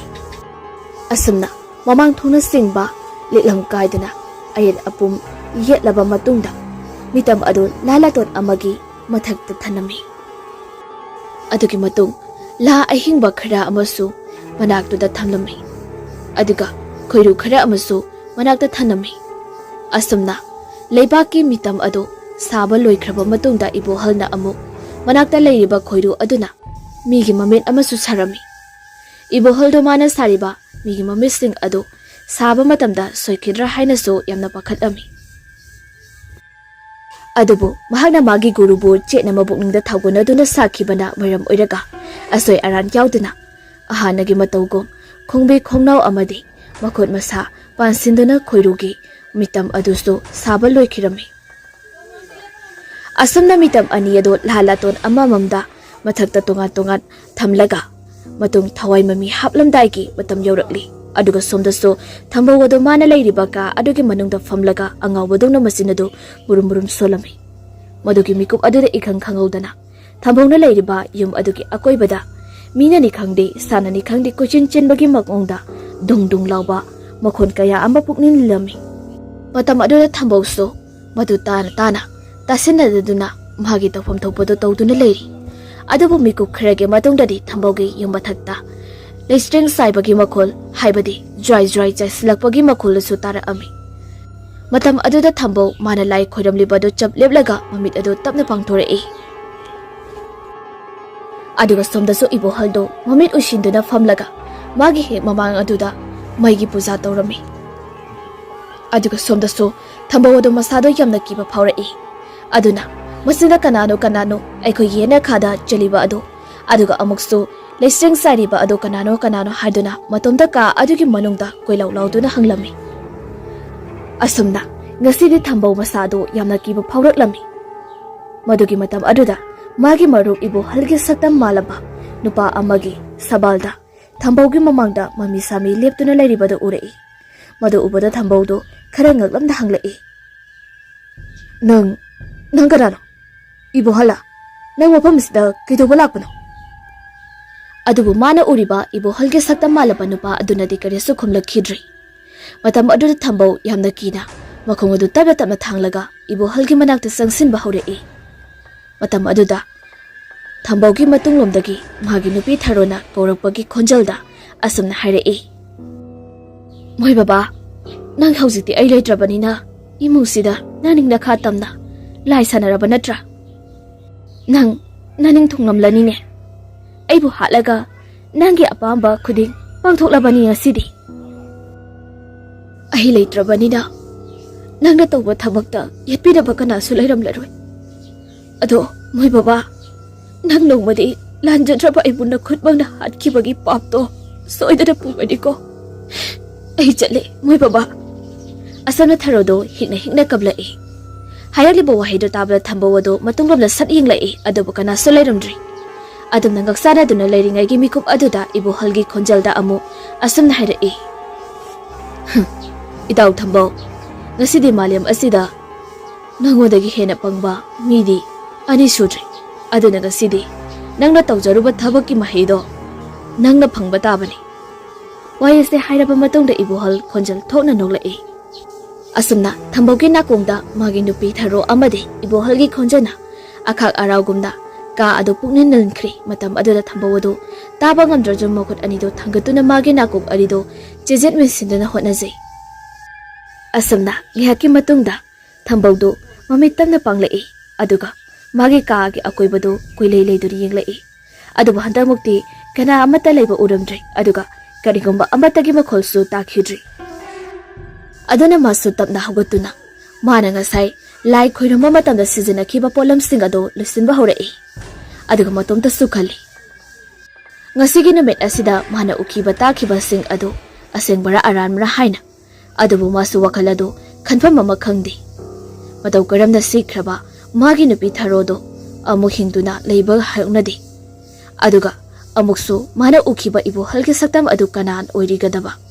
Asumna wakaldo khana numitu thambu mamit kakla amatasu isinba yadana leikhirami. Asumna mikup kharagi matungdasu nongdungan khri. Aduga nakan amadana ibo haldo mana tawriba thabak ado mahayale khalladuna magi thamoidi yamna nungaiba amadi forami. Asumna nomanini amasu haujin khri. Asumna ibo halnasu numit khudingi thambogi imungda laibut thazinduna som tamnaba hauраklabada ngasidi thambokso imung aduda leiba ngamlaktri aduga mahakna su khangli madudi magi imung sida oirakliba phibam amadi maong matau asi magi marup ibo halna soidana oirangani haibasi adubu thambok haujiktada ningamdaba phaurai migi mangnanaba silubra haibabu misa sisanu khalaga isasi haibado magi mafamda thulari aduna haujikti thambok magi machanupabu yamna nungsiba phaurai asamna thambaudo leikai miyamnasu magi phatraba thabaksinga do khanglakpadagi thambaubusu masana tawjaruba phataba thabak adugi mahidi masana phangjasanu haina khalladuna thambau leikai adudagi su tanthokba natana magi mayum ingkhol mai thaduna tanthokrasi haiduna leikai aduda leiriba ahalsing naha kharada hairami asumna numit adugi ahingadu thambau wakhal nungai mandabadagi mapalomda tholaklaga magi nupibu nungsinduna kappa horai matam amada magi nupina mana tawriba thabak ado tawgino haina kayara khamjakhibani adubu thambogi khanthabangamdraba wakhal aduna mairam oiraga tawhedraba thabak kaya se tawki aduda sunatana mara laitrabi magi nupi tharobusu masamaki makona khawri mekhaiduna hatkibani aduna mapunsigi kokpangam laroidaba pap kaya ase khanjaluraga thambau hingduna leiba pamlaktri mahakna nahan makai tawjakiba thabak adugi mahai oina ngasi phawbada magi kari kanaba phangkhrabage haiduna matomta wahang kaya hangli aduga magi miludagi peso khamba yada mapiyadu tapna tapna taraduna machanupabu kauraduna hairai ipagi sanatomba ngasidi ipa ane mikap tholakli ithantagi oiba sangsarda aina hingi khalubu adubu hingba haiba asida itomtagi oiba sangsar hingba yadre de ngasidi ipana namana chabo yamna duksiba phawruli ipa lale ipa lankri ipagi ipugo asana thambau wakhal yamna nungaitana famduna leiringai mikop aduda kangdondagi khanghaudana thambaugi mamangda musin muraba miyoi ama famduna leirami adu ubada thambaudu maswada swailauba amaga loinana khonjal thokna hanglai nanganano matam aduda kana sopa kumpira khidri aduna thambau yamna pakhana famlambadagi phuk hogalai matam aduda magi mamangda famduna leiriba nupagi saban manba musin muba miyoi aduso phuk hogalai matam aduda thambau amuka su khangladuna hanglai nanganano adubo handamukso pakhum kari mata pirakhidi aduna thambau adu makhung adu tunglomda handuna thangba haurai matam aduda musin muba miyoi aduso tametana changsinba haurai asama thambau yamna kina chensen khiba matam aduda ikhang khangaudana magi mamangda lepliba musin muba miyoi aduna hairaami thambau nang naibu khangdriba kaigino aini nangi nasagi namini aduna nasada nasana hanjin hanjin khangjariba natra asti haidana nolai matam aduda thambau humang kangba haurakli aduna masado thak thak nikna nate nang aigi minate nanganano hayo nanganano asamna thambau numit aduda masana masagi mamida hanjin hanjin khanglaba tungda masado men mantadana imunglomda sanglai matam aduda ibuhalna asomdagi kablakpa mahegi tel aduga mapa chana khiduna thambaugi masada panduna ngihaktangni masado mathong maram men mantadana leimai aduda tharo tharo olamlaga aroiba matam oikhirami asumna thambaudo imungduda matomta hanna yingbinaba kana su leitana leimai aduda taduna leiri madugi matung asomdasu ibohalna masada thambaudo garino ama tawkhre haibagi samindi mangundasu phanglami adubu numidangi matamnina haying oina chatlage haiduna leikhirami asumna nongalabada leikaigi ahallaman khara thambaugi fattaba lizat sajat singadu khanglakpa matamda mahakpu tanthokrasi haina lepkiba leikaigi miyoi khara adu thambaugi yumda laktuna thambaubu khun asidagi lapna chatkinaba hairurasi haina laami adubu yumado thongdu ihak hangtuktuna lerami matam aduda lakliba miyoi sing adu sumang aduda leptuna leriba mayam adugi maraktagi amana thambaubu kauduna hairai hota thambau bulai tabro mapanda muta thokpiro warimta sanase adubu kanasu khumlakhidri asumna ahumari ra hanjan hanjan kaurabaso kada amatana khumlaktraba adudadi ꯂꯥꯛꯂꯤꯕ ꯃꯤꯑꯣꯏꯁꯤꯡ ꯑꯗꯨ ꯊꯝꯕꯧꯒꯤ ꯏꯃꯨꯡꯗ ꯆꯪꯗꯨꯅ ꯌꯦꯡꯂꯝꯃꯤ꯫ ꯑꯁꯨꯝꯅ ꯃꯈꯣꯏꯅ ꯌꯨꯝ ꯑꯗꯨꯒꯤ ꯀꯥꯁꯤꯡꯗ ꯁꯨꯝ ꯆꯪꯂꯛꯇꯨꯅ ꯌꯦꯡꯂꯛꯄ ꯃꯇꯝꯗꯗꯤ ꯊꯝꯕꯧꯗꯨ ꯂꯩꯃꯥꯏꯗ ꯎꯞꯁꯤꯟꯗꯨꯅ ꯃꯥꯒꯤ ꯂꯥꯏ ꯁꯥꯟꯅꯐꯝ ꯀꯥ ꯑꯗꯨꯗ ꯇꯥꯗꯨꯅ ꯂꯩꯔꯝꯂꯤ꯫ ꯃꯗꯨ ꯎꯕꯗ ꯃꯤꯑꯣꯏꯁꯤꯡ ꯑꯗꯨ ꯈꯪꯄ꯭ꯔꯦꯛ ꯍꯦꯛ ꯈꯪꯂꯗꯨꯅ ꯁꯠ ꯍꯥꯏꯅꯔꯛꯏ꯫ ꯁꯤꯗꯤ ꯇꯥ ꯊꯝꯕꯧ ꯅꯠꯇ꯭ꯔꯣ? ꯃꯥꯅꯤꯗ꯫ ꯑꯁꯨꯝꯅ ꯃꯤꯑꯣꯏꯁꯤꯡ ꯑꯗꯨ ꯏꯃꯨꯡꯗꯒꯤ ꯂꯥꯎꯔꯗꯨꯅ ꯊꯝꯕꯧ ꯁꯤꯔꯦ ꯍꯥꯏꯔꯛꯂꯝꯃꯤ꯫ ꯌꯥꯝ ꯊꯥꯖꯗꯕ ꯃꯑꯣꯡꯗ ꯏꯃꯨꯡꯗꯒꯤ ꯍꯥꯏꯔꯛꯂꯤꯕ ꯋꯥꯗꯨ ꯃꯄꯥꯟꯗ ꯂꯩꯍꯧꯔꯤꯕ ꯃꯤꯑꯣꯏꯁꯤꯡ ꯑꯗꯨꯅꯁꯨ ꯇꯥꯔꯗꯨꯅ ꯏꯃꯨꯡꯗ ꯂꯣꯏꯅ ꯆꯦꯟꯁꯤꯜꯂꯛꯇꯨꯅ ꯊꯝꯕꯧꯕꯨ ꯌꯦꯡꯂꯝꯃꯤ꯫ ꯑꯗꯨꯒ ꯀꯥ ꯑꯗꯨꯁꯨ ꯄꯨꯝꯕ ꯌꯥꯝꯅ ꯅꯝꯊꯤꯕ ꯃꯅꯝ ꯑꯃ ꯐꯥꯎꯔꯛꯂꯤ꯫ ꯑꯁꯨꯝꯅ ꯏꯃꯨꯡꯗ ꯆꯪꯗꯨꯅ ꯂꯩꯔꯤꯕ ꯃꯤꯑꯣꯏꯁꯤꯡ ꯑꯗꯨꯅ ꯊꯝꯕꯧꯅ ꯂꯩꯔꯝꯂꯤꯕ ꯀꯥ ꯑꯗꯨꯒꯤ ꯑꯀꯣꯏꯕꯗ ꯁꯨꯝ ꯌꯦꯡꯂꯛꯄ ꯃꯇꯝꯗꯗꯤ ꯅꯥꯇꯩ ꯆꯥꯕ ꯄꯣꯠꯁꯛ ꯑꯃꯠꯇ ꯂꯩꯔꯝꯗꯦ꯫ ꯁꯥ ꯉꯥ ꯀꯌꯥꯒꯤ ꯁꯔꯨ ꯁꯔꯥꯡ ꯉꯥꯛꯇ ꯄꯨꯡꯆꯥꯏ ꯍꯦꯛ ꯆꯥꯏꯗꯨꯅ ꯂꯩꯔꯝꯂꯤ꯫ ꯑꯗꯨꯒꯨꯝꯂꯕ ꯍꯦꯛ ꯌꯦꯡꯈꯤꯕꯗ ꯏꯁꯥꯗ ꯍꯩꯅꯗꯕ ꯄꯣꯛꯄ ꯃꯇꯧ ꯑꯗꯨ ꯎꯕꯗ ꯀꯥ ꯑꯗꯨꯗ ꯂꯩꯔꯤꯕ ꯃꯤꯑꯣꯏꯁꯤꯡ ꯑꯗꯨ ꯃꯆꯤꯟ ꯃꯦꯟꯁꯤꯟꯗꯨꯅ ꯂꯩꯅꯔꯤ꯫ ꯑꯗꯨꯒ ꯃꯐꯝ ꯑꯗꯨꯗ ꯃꯩ ꯍꯧꯕꯒꯤ ꯄꯣꯠꯂꯝ ꯀꯌꯥ ꯑꯃꯁꯨ ꯂꯩꯔꯝꯃꯤ꯫ ꯑꯗꯨꯒ ꯑꯃꯨꯛꯁꯨ ꯏ ꯑꯀꯪꯕ ꯇꯩꯔꯕ ꯊꯥꯡ ꯑꯃꯒꯁꯨ ꯇꯥꯗꯨꯅ ꯂꯩꯔꯝꯃꯤ꯫ ꯃꯗꯨꯒꯤ ꯍꯦꯛ ꯃꯅꯥꯛꯇꯅ ꯃꯨꯁꯤꯟ ꯃꯨꯕ ꯎꯄꯨ ꯃꯆꯥ ꯑꯃꯁꯨ ꯂꯩꯔꯝꯃꯤ꯫ ꯃꯗꯨꯗꯒꯤ ꯍꯧꯖꯤꯛꯇꯤ ꯃꯌꯦꯛ ꯁꯦꯡꯅ ꯈꯪꯕ ꯉꯝꯂꯤ ꯊꯝꯕꯧꯁꯦ ꯃꯤꯅ ꯍꯥꯏꯅꯕꯗꯨ ꯂꯣꯏꯅ ꯆꯨꯝꯂꯦ ꯍꯥꯏꯅ꯫ ꯑꯁꯨꯝꯅ ꯃꯤꯑꯣꯏ ꯈꯔ ꯊꯥꯗꯨꯅ ꯏꯕꯣꯍꯜꯕꯨ ꯀꯧꯕ ꯆꯠꯍꯟꯈ꯭ꯔꯤ꯫ ꯃꯔꯝꯗꯤ ꯂꯥꯏ ꯇꯤꯟꯒꯤ ꯊꯕꯛ ꯍꯥꯏꯕꯁꯤꯗꯤ ꯑꯃꯥꯏꯕꯒꯤ ꯃꯊꯧꯅꯤ, ꯑꯗꯨꯅ ꯏꯕꯣꯍꯜꯕꯨ ꯀꯧꯔꯨꯁꯣ ꯍꯥꯏꯅ ꯊꯥꯈꯤꯕꯅꯤ꯫ ꯑꯗꯨꯒ ꯁꯣꯝꯗꯁꯨ ꯏꯕꯣꯍꯜꯗꯨ ꯃꯐꯤ ꯍꯣꯡꯕ ꯂꯣꯏꯔꯗꯨꯅ ꯊꯕꯛ ꯍꯣꯏꯗ ꯆꯠꯂꯨꯒꯦ ꯍꯥꯏꯅ ꯊꯣꯔꯛꯂꯝꯃꯤ꯫ ꯃꯇꯝ ꯑꯗꯨꯗ ꯊꯣꯡꯒꯥꯜꯂꯣꯝꯗ ꯄꯥꯈꯪ ꯃꯆꯥ ꯑꯅꯤ ꯑꯍꯨꯝ ꯈꯣꯡꯂꯩ ꯊꯨꯅ ꯆꯪꯁꯤꯜꯂꯛꯄꯗꯨꯗ ꯏꯕꯣꯍꯜꯒꯤ ꯃꯅꯥ ꯌꯧꯁꯤꯜꯂꯛꯇꯨꯅ ꯀꯔꯤꯒꯨꯝꯕ ꯋꯥꯐꯝ ꯈꯔ ꯍꯥꯏꯔꯝꯃꯤ꯫ ꯑꯁꯨꯝꯅ ꯄꯥꯈꯪ ꯃꯆꯥꯁꯤꯡ ꯑꯗꯨꯒ ꯏꯕꯣꯍꯜꯒ ꯂꯣꯏꯅꯅ ꯊꯝꯕꯧ ꯍꯣꯏꯗ ꯂꯥꯛꯑꯝꯃꯤ꯫ ꯉꯥꯏꯍꯥꯛꯀꯤ ꯃꯇꯨꯡꯗ ꯏꯕꯣꯍꯜ ꯍꯣꯏꯁꯨ ꯊꯝꯕꯧ ꯍꯣꯏꯗ ꯌꯧꯔꯤ꯫ ꯑꯗꯨꯒ ꯏꯕꯣꯍꯜꯁꯨ ꯍꯦꯛ ꯌꯧꯔꯛꯄꯒ ꯊꯝꯕꯧꯒꯤ ꯃꯅꯥꯛꯇ ꯆꯪꯂꯛꯏ꯫ ꯑꯗꯨꯒ ꯂꯩꯔꯝꯂꯤꯕ ꯃꯤꯑꯣꯏꯁꯤꯡ ꯑꯗꯨꯅꯁꯨ ꯏꯕꯣꯍꯜꯗ ꯍꯥꯏꯔꯝꯃꯤ, ꯑꯃꯥꯏꯕ ꯏꯕꯣꯍꯜ, ꯅꯪꯒꯤ ꯃꯔꯨꯞ ꯊꯝꯕꯧꯅ ꯇꯧꯔꯝꯂꯤꯕ ꯊꯕꯛ ꯑꯁꯦ ꯑꯐꯕ ꯑꯃꯠꯇ ꯅꯠꯇꯦ꯫ ꯑꯗꯨꯅ ꯂꯩꯀꯥꯏ ꯑꯁꯤꯗ ꯑꯋꯥ ꯑꯅꯥ ꯇꯥꯗꯅꯕ ꯅꯪꯅ ꯑꯃꯨꯛꯇ ꯂꯥꯏꯒꯤ ꯂꯤꯔꯝ ꯇꯤꯟꯒꯤ ꯇꯤꯛꯂꯝꯁꯦ ꯃꯐꯝ ꯆꯥꯅ ꯑꯃꯨꯛꯇ ꯈꯟꯗꯣꯛ ꯈꯥꯏꯗꯣꯛꯇꯨꯅ ꯂꯩꯇꯥꯅꯗ꯭ꯔꯕꯗꯤ ꯌꯥꯔꯔꯣꯏ꯫ ꯑꯁꯨꯝꯅ ꯂꯩꯀꯥꯏꯒꯤ ꯃꯤꯑꯣꯏ ꯈꯔ ꯆꯠꯇꯨꯅ ꯊꯥꯔꯣꯒꯤ ꯃꯄꯥꯝꯗꯁꯨ ꯄꯥꯎ ꯑꯗꯨ ꯇꯝꯗꯨꯅ ꯈꯪꯍꯜꯂꯝꯃꯤ꯫ ꯃꯗꯨꯒꯤ ꯃꯇꯨꯡ ꯊꯥꯔꯣꯒꯤ ꯃꯃꯥ ꯃꯄꯥ ꯑꯃꯗꯤ ꯃꯆꯥꯅꯨꯄꯥ ꯁꯅꯥꯇꯣꯝꯕ ꯑꯗꯨ ꯂꯧꯔꯨꯔꯕ ꯃꯇꯨꯡꯗ ꯃꯄꯥꯒꯤ ꯃꯊꯧ ꯃꯉꯝꯗꯨ ꯄꯥꯡꯊꯣꯛꯂꯝꯃꯤ꯫ ꯑꯁꯨꯝꯅ ꯊꯝꯕꯧꯒꯤ ꯃꯊꯧ ꯃꯉꯝ ꯂꯣꯏꯅ ꯄꯥꯡꯊꯣꯛꯄ ꯂꯣꯏꯔꯕ ꯃꯇꯨꯡꯗ ꯏꯃꯨꯡ ꯑꯗꯨ ꯁꯤꯠꯇꯣꯛ ꯁꯦꯡꯇꯣꯛꯇꯨꯅ ꯑꯃꯥꯏꯕꯅ ꯂꯥꯏ ꯈꯨꯔꯨꯝꯂꯝꯃꯤ꯫ ꯑꯗꯨꯒ ꯊꯝꯕꯧꯅ ꯍꯤꯡꯂꯤꯉꯩ ꯃꯇꯝꯗ ꯁꯤꯖꯤꯟꯅꯔꯝꯕ ꯃꯍꯩ ꯀꯌꯥ ꯌꯥꯎꯔꯕ ꯎꯄꯨ ꯑꯗꯨꯁꯨ ꯃꯄꯥꯟꯗ ꯊꯥꯡꯗꯣꯔꯛꯇꯨꯅ ꯎꯄꯨ ꯑꯗꯨꯒꯤ ꯃꯅꯨꯡꯗ ꯌꯥꯎꯔꯤꯕ ꯂꯥꯏꯔꯤꯛꯁꯤꯡ ꯑꯗꯨ ꯂꯧꯊꯣꯛꯂꯒ ꯏꯕꯣꯍꯜꯅ ꯌꯦꯡꯂꯝꯃꯤ꯫ ꯃꯇꯝ ꯑꯗꯨꯗ ꯏꯕꯣꯍꯜꯗꯨ ꯃꯁꯥꯗ ꯁ꯭ꯋꯥꯏ ꯍꯦꯛ ꯂꯥꯎꯏ꯫ ꯃꯔꯝꯗꯤ ꯊꯝꯕꯧꯅ ꯁꯤꯖꯤꯟꯅꯔꯝꯂꯤꯕ ꯂꯥꯏꯁꯣꯟ ꯇꯤꯁꯣꯟ ꯑꯁꯤꯗꯤ ꯑꯐꯕ ꯑꯃꯠꯇꯁꯨ ꯑꯣꯏꯔꯝꯗ꯭ꯔꯦ꯫ ꯃꯁꯥꯗ ꯃꯁꯥꯅ ꯀꯤꯍꯟꯕ ꯐꯥꯎꯍꯟꯕ ꯂꯥꯏꯁꯣꯟꯐꯥꯎ ꯁꯤꯖꯤꯟꯅꯔꯝꯃꯤ꯫ ꯑꯗꯨꯅ ꯊꯝꯕꯧꯗꯨ ꯃꯁꯥꯅ ꯇꯧꯖꯔꯨꯕꯒꯤ ꯄꯥꯞꯀꯤ ꯃꯇꯨꯡ ꯏꯟꯅ ꯃꯁꯥꯒꯤ ꯃꯃꯤꯗ ꯈꯪꯗꯨꯅ ꯏꯕꯣꯍꯜꯒꯤ ꯄꯦꯟꯗꯕ ꯅꯨꯡꯉꯥꯏꯇꯕ ꯃꯌꯥꯝ ꯑꯗꯨꯒꯤ ꯂꯃꯟ ꯈꯨꯝꯂꯛꯄ ꯑꯣꯏꯅ ꯃꯍꯩ ꯊꯥꯖꯤꯜꯂꯛꯄꯒ ꯃꯄꯥ ꯆꯥꯅꯈꯤꯗꯨꯅ ꯊꯝꯕꯧꯁꯨ ꯃꯅꯨꯡ ꯃꯇꯝ ꯆꯥꯗꯅ ꯁꯤꯈꯤꯕꯅꯤ꯫ ꯑꯁꯨꯝꯅ ꯏꯕꯣꯍꯜꯁꯨ ꯃꯥꯒꯤ ꯍꯩꯖꯕ ꯃꯍꯩ ꯈꯔ ꯑꯁꯤ ꯁꯤꯖꯤꯟꯅꯗꯨꯅ ꯏꯃꯨꯡꯗ ꯂꯩꯔꯤꯕ ꯇꯤꯟꯃꯨ ꯂꯥꯏꯃꯨ ꯑꯃꯗꯤ ꯌꯦꯅꯈꯥ ꯌꯦꯡꯒꯨꯟꯗ ꯀꯣꯏꯆꯦꯟ ꯆꯦꯟꯗꯨꯅ ꯂꯩꯔꯤꯕ ꯁꯥꯔꯣꯏ ꯉꯥꯔꯣꯏꯁꯤꯡ ꯑꯗꯨ ꯂꯣꯏꯅ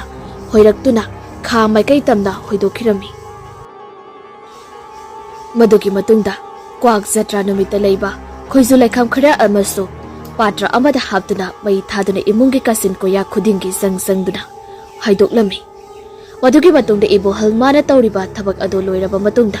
ꯃꯈꯣꯏ ꯃꯁꯥꯗꯨ ꯁꯦꯡꯅ ꯍꯥꯝꯂꯒ ꯃꯅꯝ ꯅꯨꯡꯁꯤꯔꯕ ꯃꯤꯀꯨꯞꯅ ꯁꯥꯕ ꯗꯨꯛ ꯑꯃꯗꯤ ꯀꯦꯟꯗꯜꯅ ꯆꯤꯡꯕ ꯊꯥꯟꯗꯨꯅ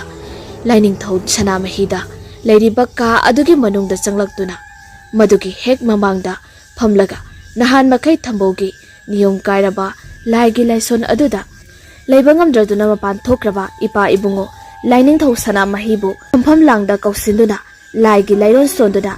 ꯌꯨꯝ ꯑꯃꯒꯤ ꯅꯤꯇꯤ ꯅꯤꯌꯣꯝ ꯀꯥꯏꯗꯅ ꯏꯔꯥꯠ ꯊꯧꯅꯤꯔꯝꯃꯤ꯫ ꯏꯕꯣꯍꯜꯅ ꯇꯧꯔꯤꯕꯗꯣ ꯂꯩꯀꯥꯏꯒꯤ ꯃꯤꯑꯣꯏ ꯀꯌꯥꯅꯁꯨ ꯂꯣꯏꯅ ꯎꯔꯤꯕꯅꯤ꯫ ꯑꯗꯨꯅ ꯃꯥꯁꯨ ꯌꯥꯝ ꯆꯦꯛꯁꯤꯟꯅ ꯍꯣꯠꯅꯖꯔꯝꯃꯤ꯫ ꯑꯗꯨꯒ ꯑꯃꯔꯣꯝꯗ ꯁꯤꯈ꯭ꯔꯕ ꯃꯃꯥ ꯃꯄꯥ ꯑꯅꯤꯒꯤꯗꯤ ꯑꯔꯥꯏꯕꯅꯤ꯫ ꯃꯩꯅ ꯇꯨꯝꯅ ꯆꯥꯛꯇꯨꯅ ꯎꯠ ꯑꯣꯟꯈ꯭ꯔꯕꯅꯤ꯫ ꯑꯋꯥ ꯑꯅꯥ ꯀꯔꯤꯃꯠꯇ ꯈꯪꯗ꯭ꯔꯕꯅꯤꯅ꯫ ꯑꯗꯨꯕꯨ ꯂꯩꯍꯧꯔꯤꯕ ꯃꯆꯥꯅꯨꯄꯥ ꯑꯁꯤꯗꯤ ꯄꯤꯛꯂꯤꯉꯩ ꯃꯇꯝꯗ ꯃꯃꯥꯒꯤ ꯃꯄꯥꯝꯗ ꯂꯩꯔꯕꯁꯨ ꯍꯌꯦꯡ ꯆꯥꯎꯔꯛꯂꯕ ꯃꯇꯝꯗꯗꯤ ꯃꯤꯒꯤ ꯌꯨꯝꯗ ꯑꯁꯨꯝ ꯂꯩꯕ ꯌꯥꯔꯣꯏꯗꯕꯅꯤꯅ ꯃꯃꯥ ꯑꯃꯗꯤ ꯃꯄꯥ ꯑꯅꯤꯅ ꯊꯝꯕꯤꯔꯝꯕ ꯆꯥꯎꯈ꯭ꯔꯕ ꯌꯨꯝ ꯑꯁꯤꯗ ꯂꯩꯒꯗꯧꯔꯤꯕꯅꯤ ꯑꯗꯨꯅ ꯁꯅꯥꯇꯣꯝꯕꯒꯤ ꯈꯜꯂꯒ ꯏꯕꯣꯍꯜꯅ ꯅꯤꯇꯤ ꯅꯤꯌꯣꯝ ꯆꯨꯝꯅ ꯊꯕꯛ ꯈꯨꯗꯤꯡꯃꯛ ꯄꯥꯡꯊꯣꯛꯂꯝꯃꯤ ꯑꯁꯨꯝꯅ ꯃꯇꯝ ꯈꯔ ꯍꯧꯈ꯭ꯔꯕ ꯇꯨꯡꯗ ꯅꯣꯡꯃ ꯊꯝꯕꯧꯍꯣꯏꯒꯤ ꯂꯩꯀꯥꯏꯒꯤ ꯃꯤꯑꯣꯏ ꯈꯔ ꯑꯃ ꯑꯅꯤ ꯂꯥꯛꯇꯨꯅ ꯊꯝꯕꯧꯍꯣꯏꯒꯤ ꯏꯃꯨꯡꯗ ꯉꯔꯥꯡ ꯑꯍꯤꯡ ꯑꯉꯥꯡ ꯑꯃ ꯀꯞꯄꯒꯤ ꯈꯣꯟꯖꯦꯜ ꯇꯥꯏ ꯍꯥꯏꯗꯨꯅ ꯄꯥꯎ ꯇꯝꯂꯛꯏ ꯃꯇꯝ ꯑꯗꯨꯗ ꯏꯕꯣꯍꯜꯁꯨ ꯃꯥꯅ ꯇꯧꯈꯤꯕ ꯂꯥꯏꯒꯤ ꯊꯕꯛ ꯑꯗꯨꯗ ꯀꯔꯤ ꯑꯁꯣꯏꯕ ꯂꯩꯗꯨꯅ ꯃꯔꯝ ꯆꯥꯗꯅ ꯑꯉꯥꯡ ꯀꯞꯄ ꯌꯥꯕ꯭ꯔꯥ ꯍꯥꯏꯗꯨꯅ ꯑꯌꯨꯛ ꯑꯉꯟꯕ ꯃꯇꯝ ꯑꯗꯨꯗ ꯃꯤꯑꯣꯏ ꯈꯔꯒ ꯂꯣꯏꯅꯅ ꯊꯝꯕꯧꯍꯣꯏꯗ ꯂꯥꯛꯏ ꯑꯁꯨꯝꯅ ꯏꯕꯣꯍꯜꯗꯣ ꯏꯃꯨꯡꯗ ꯆꯪꯂꯒ ꯑꯃꯨꯛ ꯀꯨꯌꯦꯡ ꯌꯦꯡꯂꯝꯃꯤ ꯑꯗꯨꯕꯨ ꯀꯔꯤꯃꯇ ꯐꯠꯇ ꯅꯨꯡꯗ ꯇꯧꯔꯛꯄ ꯌꯥꯕꯒꯤ ꯃꯃꯤꯗꯤ ꯑꯃꯠꯇ ꯎꯔꯝꯗꯦ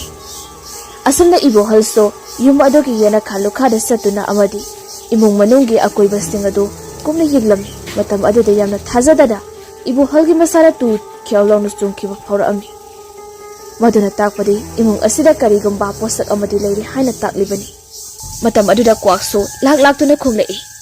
ꯑꯁꯨꯝꯅ ꯏꯕꯣꯍꯜꯗꯣ ꯑꯃꯨꯛ ꯅꯧꯅ ꯂꯥꯏꯒꯤ ꯂꯥꯏꯁꯣꯟ ꯁꯣꯟꯕ ꯍꯧꯔꯛꯏ ꯃꯇꯝ ꯑꯗꯨꯗ ꯊꯝꯕꯧꯅ ꯂꯥꯏ ꯁꯥꯟꯅꯔꯛꯈꯤꯕꯒꯤ ꯀꯥ ꯑꯗꯨꯒꯤ ꯃꯊꯛꯇ ꯆꯦꯔꯪꯈꯥꯎ ꯑꯃꯒꯤ ꯃꯅꯨꯡꯗ ꯂꯥꯏ ꯐꯤꯗꯤꯕꯤ ꯑꯅꯤꯈꯛ ꯃꯀꯨ ꯑꯗꯨ ꯊꯤꯗꯣꯛꯇꯨꯅ ꯌꯥꯎꯔꯒ ꯂꯩꯔꯝꯕꯗꯨ ꯎꯔꯛꯏ ꯑꯁꯨꯝꯅ ꯏꯕꯣꯍꯜꯅ ꯂꯥꯏ ꯐꯤꯗꯤꯕꯤ ꯑꯅꯤꯗꯨ ꯂꯧꯊꯔꯒ ꯃꯅꯥꯛꯇ ꯊꯜꯂꯝꯃꯤ ꯑꯗꯨꯒ ꯑꯁꯨꯝꯅ ꯍꯪꯂꯛꯂꯤ ꯍꯥꯏ ꯂꯥꯏ ꯐꯤꯗꯤꯕꯤ ꯀꯔꯤꯅꯣꯅꯤ ꯅꯈꯣꯏ ꯑꯅꯤꯅ ꯑꯍꯤꯡ ꯑꯊꯤꯡꯕꯗ ꯀꯞꯄꯤ ꯍꯥꯏꯔꯤꯁꯤꯕꯣ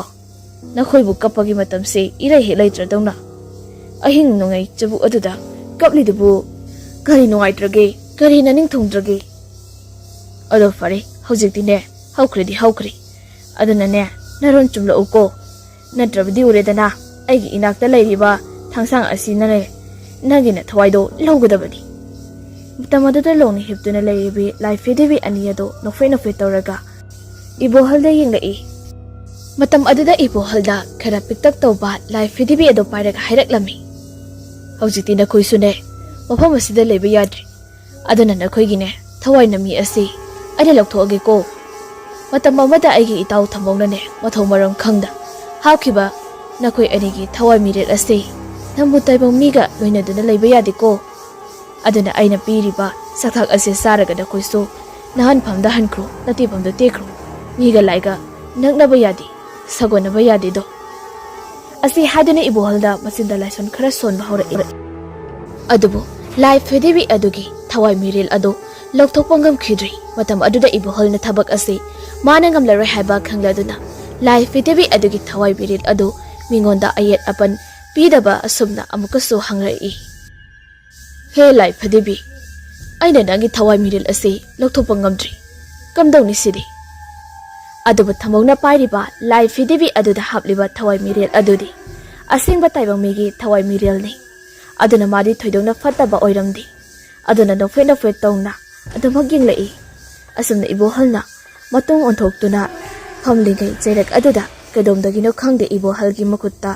ꯇꯥꯞ ꯂꯥꯛꯇꯨꯅ ꯈꯪꯄꯥꯏ ꯄꯥꯏꯁꯤꯜꯂꯛꯏ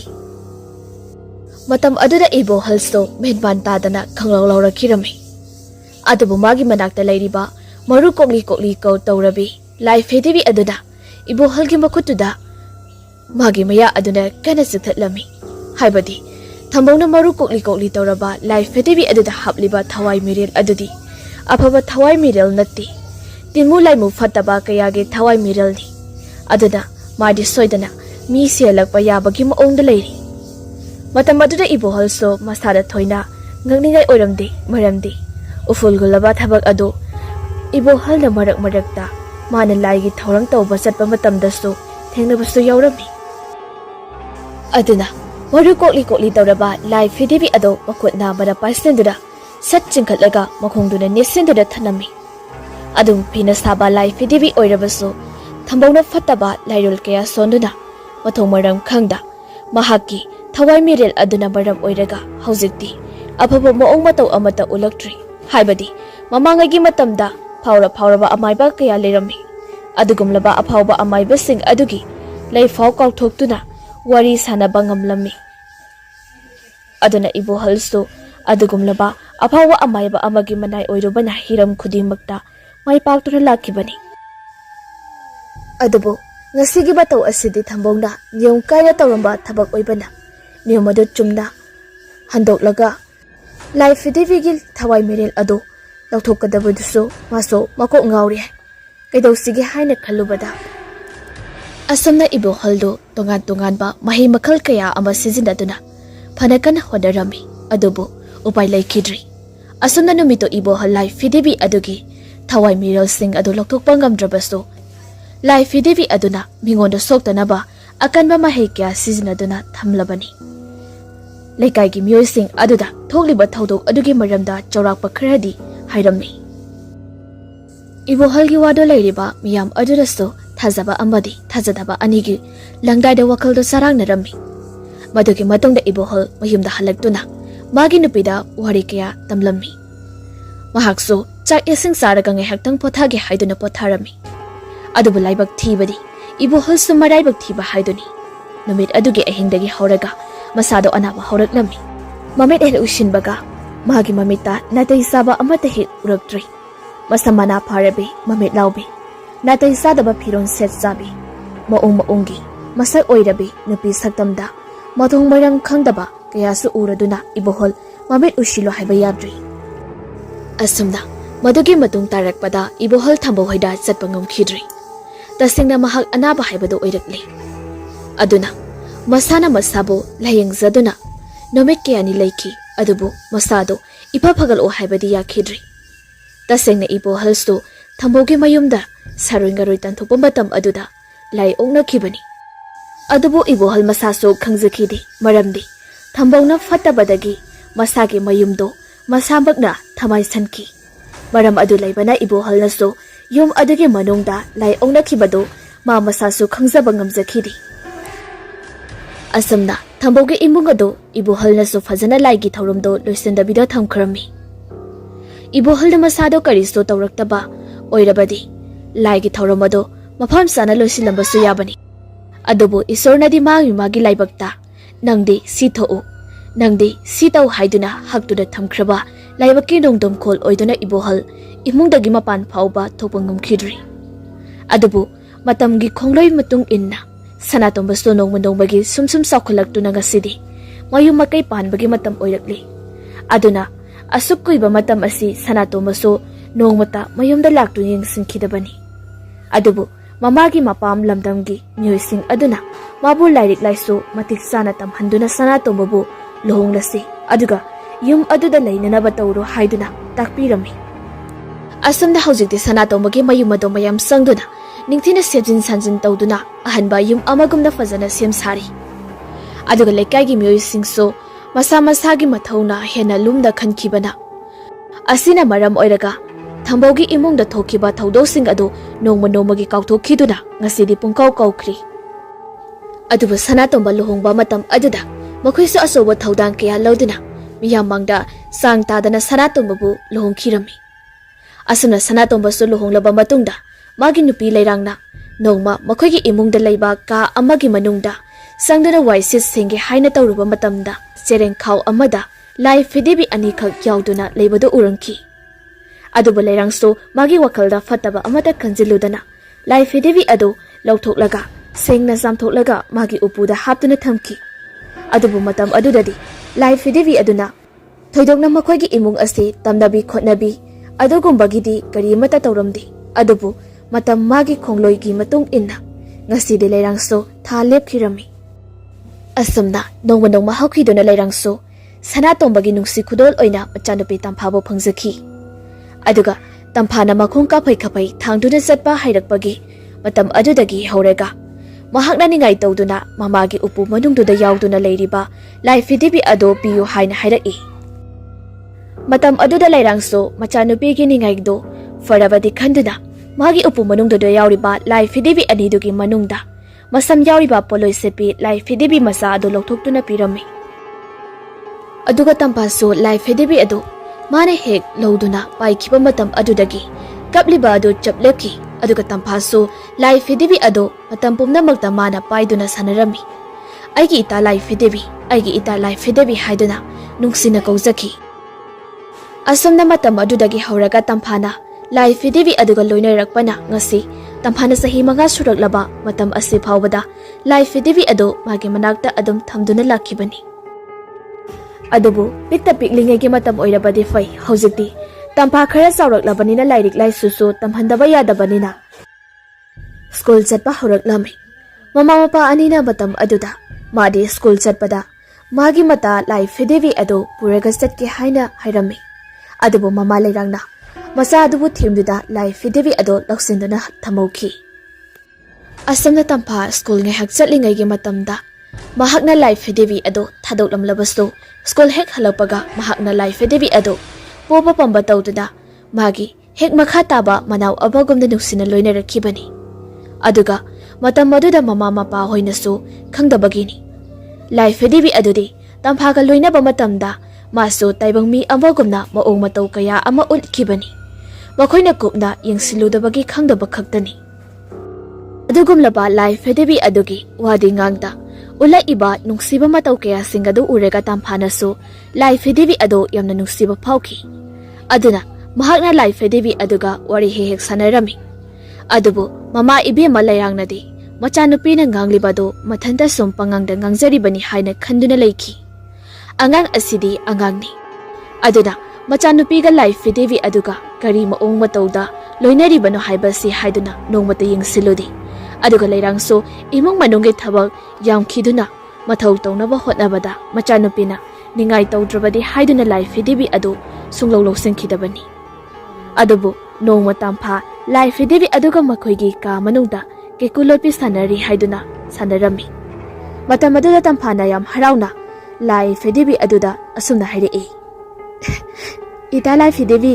ailo lagi ko nang aibu thirau ko asi hairam laga tampha makhoina leiriba ka adudagi senthoroktuna atopa ka amada lolami matam aduda leirangna khali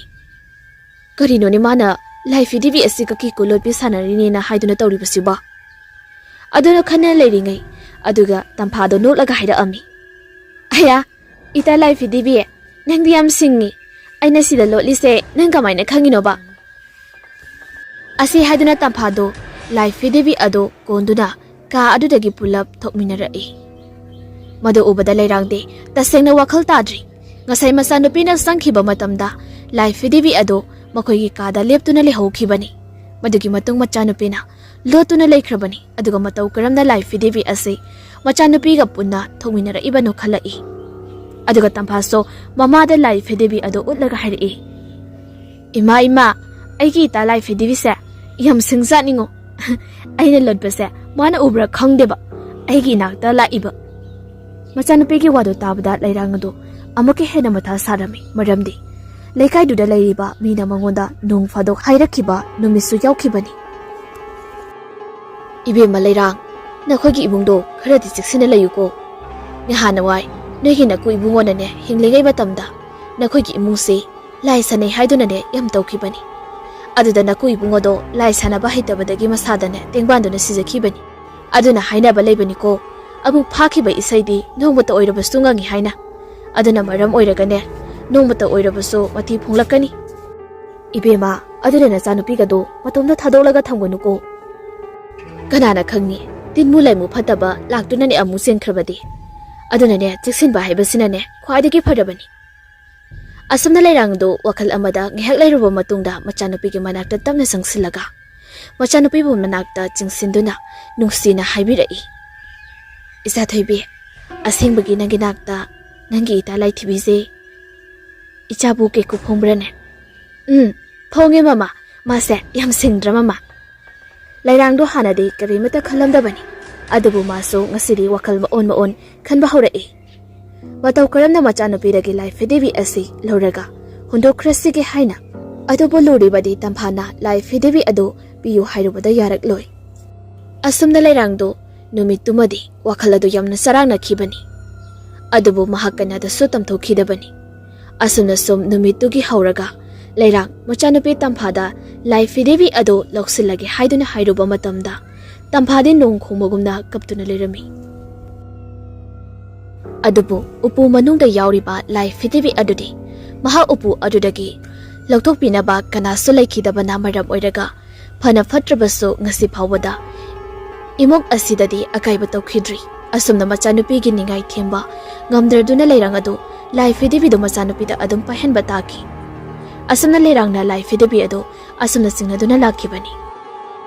adubo ikhang khangaudane ngasisu amuk machanupi tamphagi laiphidibi aduga sanariba ongmato ado leirangi mamit bagda uraklabanina masada yamna pakhatpa phawrei aduna machanupi udringai matamda laiphidibi ado langthokhrage haina khanduna laikibani aduna numito mahak machanupi tumkhiba ngaiduna leiraga laiphidibi ado machanupina tumlingai matamda lona lautholaga hundokhibani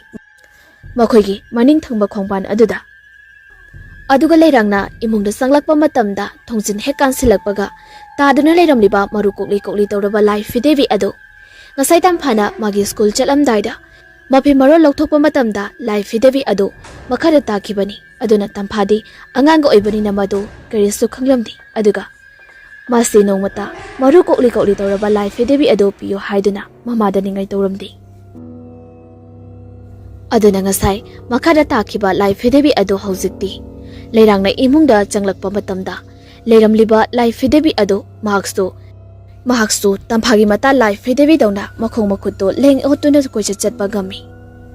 aduna thoina leirangbu kihallage khanduna leirangna changlakadaba mapa aduda mana longna hiptuna leikhibani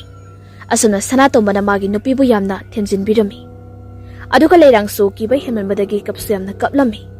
aduga hojikta leirangna langthokhiba laiphidibi aduso isingda tawduna kapli kapli tawraga hairei aigi tatampa nata aidi isingda iragnare nang aibu kalaroidra matam aduda tampha mamang maha oina laiphidibi adu urei aduna masumikam hek tholokpaga magi laiphidibi aduna korei ida laiphidibi nang kaida leigi matam aduda sanatomana machanupi bu kunsilaga isa thoibi kaino se gyandaroba isa gi laiphidibi do leigi ba papa na thamjinbani tamphana nate papa adubura hauji egi manglandane egi ta laiphidibi do isingda tawraga leiri mabu kallo na hairi libani aduna leirangdo sat hairei isa thoibi karino nangna ngali duba se mama tumba thembigi ko tumna ba tawrasiba hayeng nong hek nganbaga isagi laidi do mama ama pirage ba aduba tamphadi tumma haiba yadri magi laiphidibi ado oina piyu haiduna ningai tawduna leiri aduga masinda su mama bu yamna sairi matam aduda sanato mana leirangda onsinduna hairei nupi nangbu laiphidibi do kokpi krosi natrabadi hingse tumba yar manane sum kapla leiradi aduna ne kadaida thamgi leirangdo sauningba ama phawrei aduna khara saurap tawba khonjalda nupa laiphidibi do aina langthokhrabani mana ningai tawre haiduna yumse mai tharasi hairaso thagadorbo kapke kapsana sungpi hepiroi aidi ne mana yadi haiduna phattaba thabakse sum tawduna leiradi karam kaduna aikoina mabo chumba lambi sida chumthoroktu siba sanatomba nangdi kaigi langthokriba nasana matam pumbada loina duna leiribini aduna langthokpagi mahutta thamjinbibadi kai kaigiba haujidi kai sarge nungpham sapang amta khangdreba mamagi wadu tabda tampha sauna hairei mama aidi yaro aigi laiphidibi do engoda hauji pigadabani aidi yaro aisini tumsu tum loi adum kaplaga leidoini leirang machagi matau aduda amuksu nungairaktrarduna themjin wahai oina tapna hairei isa thoibi se tu oba mama hayingne nong hek nganbaga isagi masak matau yamna fajaba laiphidibi ne ahanba ma leibirage ba ngasigidi tumnasiko isa thoibidi meramokpani tamphadi mama na themlibado keriso amata changkhidri aduna uhawa kaplai wa haurei matam aduda sanato baso tafong khangda amukasu hairei nupi nangsu onthokpa haiduni karigi langthoino habinida mafam sanane thamlaga loirabado nangse onthoknasu gyan takhidri leirangdo machanupigi ningaido themba yaraktraba adudadi haujik thongjin mapanda taduna lehoriba marukok labi laiphidibi ado amuk ningsinglai aduna sat hairei nupa haujik thongjin mapanda lehoba laiphidibi do kadaida thamgrage adudi a upumta thamlamabani mamaga mapagana sanariba wari do taraga tampha khanglaulautun hairei phapdi jo noina piba laiphidibi do ai pamde ai sini aidi ꯑꯩꯒꯤ ꯂꯥꯏꯐꯤꯗꯤꯕꯤꯗꯣ ꯑꯣꯏꯅ ꯄꯤꯌꯨ ꯍꯥꯏꯔꯤꯁꯤꯅꯤ ꯃꯃꯥ ꯑꯁꯝꯅ ꯇꯝꯐꯥꯗꯣ ꯃꯃꯥꯗ ꯂꯥꯏꯐꯤꯗꯤꯕꯤ ꯄꯤꯌꯨ ꯍꯥꯏꯗꯨꯅ ꯅꯣꯡ ꯈꯣꯡꯕꯒꯨꯝꯅ ꯀꯞꯇꯨꯅ ꯂꯩꯔꯤ ꯃꯇꯝ ꯑꯗꯨꯗ ꯂꯩꯔꯥꯡꯁꯨ ꯁꯥꯎꯅꯤꯡꯕ ꯐꯥꯎꯔꯛꯇꯨꯅ ꯃꯆꯥꯅꯨꯄꯤꯕꯨ ꯆꯩꯔꯛꯏ ꯏꯆꯥ ꯊꯣꯏꯕꯤ ꯃꯃꯥ ꯌꯥꯝ ꯇꯥꯅꯤꯡꯗꯦꯀꯣ ꯀꯩꯅꯣ ꯅꯪ ꯃꯁꯨꯛ ꯌꯥꯝꯅ ꯀꯜꯂꯤꯁꯤꯕꯣ ꯑꯩꯅ ꯄꯥꯏꯕ ꯌꯥꯗꯦ ꯍꯥꯏꯔꯗꯤ ꯀꯣꯛꯇꯣꯛꯄ ꯀꯩꯗꯧꯒꯦ ꯅꯪ ꯁꯝꯂꯝ ꯍꯦꯜꯂꯒ ꯂꯩꯔꯤꯁꯦ ꯀꯩꯒꯤꯅꯣꯕ ꯅꯪ ꯇꯝꯐꯥꯗ ꯃꯃꯥꯅ ꯁꯥꯎꯔꯒ ꯍꯥꯏꯔꯛꯂꯤꯕ ꯋꯥꯗꯨ ꯇꯥꯕꯗ ꯇꯨꯃꯤꯟ ꯇꯨꯃꯤꯟ ꯁꯨꯠ ꯀꯞꯇꯨꯅ ꯂꯩꯔꯤ ꯑꯗꯨꯒꯤ ꯇꯟꯖꯥꯗꯨꯗ ꯁꯅꯥꯇꯣꯝꯕꯅ ꯑꯃꯨꯛ ꯇꯞꯅ ꯍꯥꯏꯔꯛꯏ ꯏꯆꯥ ꯊꯣꯏꯕꯤ ꯇꯣꯛꯑꯁꯤ ꯀꯞꯀꯅꯣꯕ ꯍꯌꯦꯡ ꯑꯣꯏꯅ ꯏꯆꯥꯒꯤ ꯂꯥꯏꯐꯤꯗꯤꯕꯤꯗꯣ ꯊꯤꯔꯁꯤꯀꯣ ꯉꯁꯤꯒꯤꯗꯤ ꯇꯨꯝꯅꯕ ꯇꯧꯔꯁꯦꯕ ꯄꯄꯥꯁꯦ ꯍꯌꯦꯡ ꯉꯟꯇꯥ ꯊꯕꯛ ꯆꯠꯀꯗꯧꯔꯤꯕꯅꯤ ꯏꯆꯥꯗꯤ ꯃꯔꯝ ꯃꯣꯛꯄꯅꯤꯁꯦ ꯃꯇꯝ ꯑꯗꯨꯗ ꯇꯝꯐꯥ ꯃꯕꯨꯛꯅꯤꯡꯗꯣ ꯌꯥꯝꯅ ꯅꯨꯡꯁꯤꯅ ꯍꯤꯛ ꯍꯤꯛ ꯆꯤꯡꯈꯠꯇꯨꯅ ꯀꯞꯂꯤ ꯑꯗꯨꯒ ꯍꯥꯏꯔꯛꯏ ꯄꯄꯥ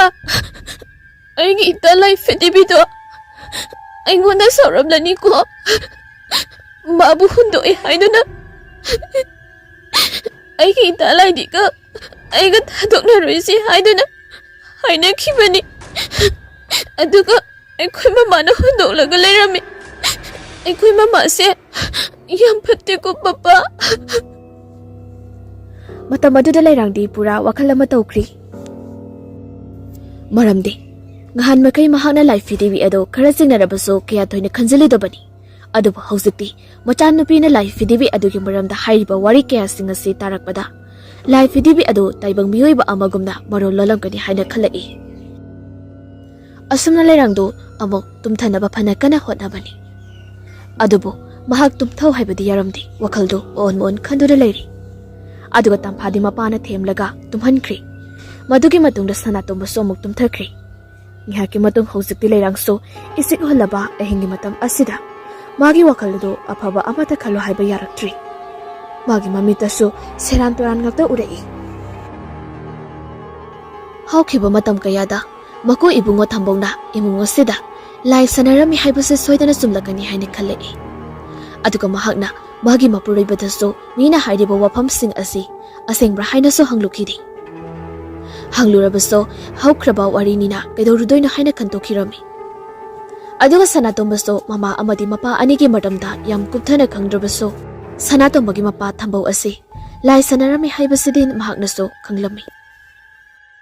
ꯁꯅꯥꯇꯣꯝꯕꯅ ꯃꯥꯒꯤ ꯅꯨꯄꯤꯗ ꯍꯥꯏꯗꯕꯒꯤ ꯋꯥꯅꯤ ꯑꯗꯨꯒ ꯂꯩꯔꯥꯡꯁꯨ ꯇꯨꯝꯕꯒꯤ ꯃꯍꯨꯠꯇ ꯃꯃꯤꯠ ꯑꯗꯨ ꯄꯥꯡꯊꯣꯛꯇꯨꯅ ꯂꯣꯡꯅ ꯍꯤꯞꯂꯒ ꯈꯟꯐꯝ ꯈꯪꯗ꯭ꯔꯕ ꯆꯩꯈꯥꯏꯔꯕ ꯋꯥꯈꯜ ꯑꯗꯨꯅ ꯃꯊꯣꯡ ꯃꯔꯝ ꯈꯪꯗ ꯐꯤꯔꯦꯞ ꯑꯃꯗꯤ ꯂꯧꯔꯤ ꯃꯍꯥꯛꯅ ꯂꯧꯔꯤꯕ ꯐꯤꯔꯦꯞ ꯑꯁꯤ ꯆꯨꯝꯂꯤꯕ꯭ꯔꯥ ꯂꯥꯜꯂꯤꯕ꯭ꯔꯥ ꯍꯥꯏꯕꯗꯨꯗꯤ ꯃꯍꯥꯛ ꯃꯁꯥꯕꯨ ꯈꯪꯖꯔꯝꯗꯦ ꯑꯗꯨꯅ ꯃꯍꯥꯛꯅ ꯃꯈꯣꯏꯒꯤ ꯏꯃꯨꯡ ꯑꯁꯤ ꯑꯍꯩꯕ ꯑꯃꯥꯏꯕ ꯑꯃ ꯇꯥꯟꯅꯔꯒ ꯌꯦꯡꯊꯣꯛꯂꯒꯤ ꯃꯗꯨ ꯌꯦꯡꯕ ꯂꯣꯏꯔꯒ ꯃꯇꯨꯡꯗ ꯃꯈꯣꯏꯒꯤ ꯂꯝ ꯑꯁꯤ ꯌꯣꯟꯊꯣꯛꯂꯝꯂꯒ ꯑꯇꯣꯞꯄ ꯃꯐꯝ ꯑꯃꯗ ꯆꯠꯈ꯭ꯔꯤꯒꯦ ꯍꯥꯏꯅ ꯈꯜꯂꯛꯏ ꯑꯁꯨꯝꯅ ꯂꯩꯔꯥꯡꯗꯣ ꯋꯥꯈꯜ ꯈꯜꯂꯤꯉꯩꯗ ꯅꯣꯡ ꯉꯥꯟꯈꯤꯕ ꯈꯪꯍꯧꯗꯦ ꯃꯇꯝ ꯑꯗꯨꯗ ꯂꯩꯔꯥꯡꯁꯨ ꯁꯨꯝ ꯍꯤꯞꯂꯨꯗꯨꯅ ꯀꯩꯗꯧꯔꯨꯅꯤ ꯈꯜꯂꯒ ꯃꯤꯀꯞ ꯑꯃ ꯄꯟꯊꯗꯅ ꯇꯧꯕ ꯌꯥꯕ ꯊꯕꯛ ꯈꯨꯗꯤꯡꯃꯛ ꯏꯃꯨꯡꯒꯤ ꯊꯕꯛ ꯏꯪꯈꯥꯡ ꯂꯣꯏꯅ ꯇꯧꯔꯝꯃꯤ ꯑꯗꯨꯒ ꯃꯆꯥꯅꯨꯄꯤ ꯇꯝꯐꯥꯁꯨ ꯇꯨꯝꯕ ꯍꯦꯛ ꯍꯧꯒꯠꯂꯛꯄꯒ ꯃꯥꯒꯤ ꯂꯥꯏꯐꯤꯗꯤꯕꯤꯗꯣ ꯑꯃꯨꯛ ꯄꯤꯌꯨ ꯍꯪꯕ ꯍꯧꯔꯛꯇꯨꯅ ꯄꯤꯌꯨ ꯍꯥꯏꯅ ꯍꯥꯏꯔꯛꯂꯅꯤ ꯈꯜꯂꯨꯕꯗ ꯀꯔꯤ ꯄꯥꯎꯈꯨꯝ ꯄꯤꯒꯅꯤ ꯍꯥꯏꯕ ꯈꯪꯗ꯭ꯔꯤ ꯑꯁꯨꯝꯅ ꯂꯩꯔꯥꯡ ꯑꯗꯣ ꯃꯆꯥꯅꯨꯄꯤꯅ ꯍꯧꯒꯠꯇ꯭ꯔꯤꯉꯩ ꯃꯃꯥꯅ ꯃꯄꯨꯔꯣꯏꯕꯕꯨ ꯇꯝꯅ ꯍꯧꯗꯣꯛꯂꯝꯃꯤ ꯑꯗꯨꯒ ꯃꯇꯩ ꯃꯅꯥꯎ ꯑꯅꯤꯗꯨ ꯋꯥꯔꯤ ꯉꯥꯏꯍꯥꯛ ꯁꯥꯟꯅꯔꯤ ꯃꯇꯝ ꯑꯗꯨꯗ ꯁꯅꯥꯇꯣꯝꯕꯅ ꯂꯩꯔꯥꯡ ꯑꯗꯨ ꯉꯔꯥꯡ ꯃꯥꯅ ꯍꯨꯟꯗꯣꯛꯈꯤꯕ ꯂꯥꯏꯐꯤꯗꯤꯕꯤ ꯑꯗꯨꯒꯤ ꯃꯐꯝ ꯑꯗꯨ ꯀꯗꯥꯏꯗꯅꯣ ꯍꯪꯂꯛꯏ ꯑꯁꯨꯝꯅ ꯂꯩꯔꯥꯡꯗꯣ ꯃꯄꯨꯔꯣꯏꯕꯒ ꯂꯣꯏꯅꯅ ꯃꯈꯣꯏꯒꯤ ꯃꯅꯤꯡ ꯈꯣꯡꯕꯥꯟ ꯑꯗꯨꯗ ꯆꯠꯇꯨꯅ ꯂꯥꯏꯐꯤꯗꯤꯕꯤ ꯑꯗꯨ ꯌꯦꯡꯕ ꯊꯣꯔꯛꯏ ꯑꯗꯨꯕꯨ ꯃꯥꯅ ꯑꯃꯝꯕ ꯃꯔꯛ ꯑꯗꯨꯗ ꯃꯊꯣꯡ ꯃꯔꯝ ꯈꯪꯗꯅ ꯍꯦꯛꯇ ꯂꯥꯛꯇꯅ ꯂꯪꯊꯣꯛꯈꯤꯕꯅ ꯃꯔꯝ ꯑꯣꯏꯔꯒ ꯀꯗꯥꯏꯋꯥꯏꯗ ꯇꯥꯈ꯭ꯔꯕꯅꯣ ꯍꯥꯏꯕꯁꯤ ꯆꯞ ꯆꯥꯅ ꯈꯪꯕ ꯉꯝꯗ꯭ꯔꯦ ꯑꯁꯨꯝꯅ ꯃꯇꯩ ꯃꯅꯥꯎ ꯑꯅꯤꯁꯤ ꯆꯪꯗꯨꯅ ꯂꯥꯏꯐꯤꯗꯤꯕꯤ ꯑꯗꯨ ꯊꯤꯕ ꯌꯥꯕ ꯊꯤꯔꯝꯃꯤ ꯑꯗꯨꯕꯨ ꯐꯪꯕ ꯀꯧꯕꯗꯤ ꯂꯩꯈꯤꯗꯦ ꯃꯗꯨꯒꯤ ꯃꯇꯨꯡꯗ ꯃꯐꯝ ꯑꯗꯨꯗ ꯀꯣꯏꯆꯠ ꯆꯠꯇꯨꯅ ꯂꯥꯏꯐꯤꯗꯤꯕꯤ ꯑꯗꯨꯕꯨ ꯊꯤꯔꯕ ꯃꯇꯨꯡꯗ ꯊꯤꯐꯝ ꯈꯪꯗ꯭ꯔꯗꯨꯅ ꯑꯗꯨꯗꯒꯤ ꯃꯇꯩ ꯃꯅꯥꯎ ꯑꯅꯤ ꯑꯗꯨ ꯑꯃꯨꯛ ꯏꯃꯨꯡꯂꯣꯝꯗ ꯆꯪꯂꯛꯏ ꯑꯗꯨꯕꯨ ꯃꯆꯥꯅꯨꯄꯤ ꯇꯝꯐꯥꯗꯤ ꯇꯨꯝꯕ ꯍꯦꯛ ꯍꯧꯒꯠꯂꯛꯇꯨꯅ ꯍꯧꯖꯤꯛꯁꯨ ꯃꯁꯤꯗ ꯑꯩꯒꯤ ꯏꯇꯥ ꯂꯥꯏꯐꯤꯗꯤꯕꯤ ꯍꯥꯏꯅ ꯀꯧꯔꯒ ꯀꯞꯂꯤ ꯃꯇꯝ ꯑꯗꯨꯗ ꯂꯩꯔꯥꯡꯗꯣ ꯃꯔꯨ ꯀꯣꯛꯂꯕ ꯂꯥꯏꯐꯤꯗꯤꯕꯤ ꯑꯗꯨ ꯃꯆꯥꯅꯨꯄꯤꯗ ꯄꯤꯔꯒ ꯍꯥꯏꯔꯛꯏ ꯏꯆꯥ ꯊꯣꯏꯕꯤ ꯁꯤꯒꯤ ꯂꯥꯏꯐꯤꯗꯤꯕꯤꯁꯦ ꯁꯥꯟꯅꯔꯣꯕ ꯅꯪꯒꯤ ꯅꯇꯥ ꯂꯥꯏꯐꯤꯗꯤꯕꯤꯗꯣ ꯑꯗꯨꯒ ꯆꯞ ꯃꯥꯟꯅꯕ ꯂꯥꯏꯗꯤ ꯑꯃ ꯏꯃꯥꯅꯅꯦ ꯍꯧꯖꯤꯛ ꯂꯩꯔꯨꯔꯒꯦꯕ ꯏꯆꯥꯗꯤ ꯃꯔꯝ ꯃꯣꯛꯄꯅꯤꯁꯦ ꯀꯞꯀꯅꯣꯕ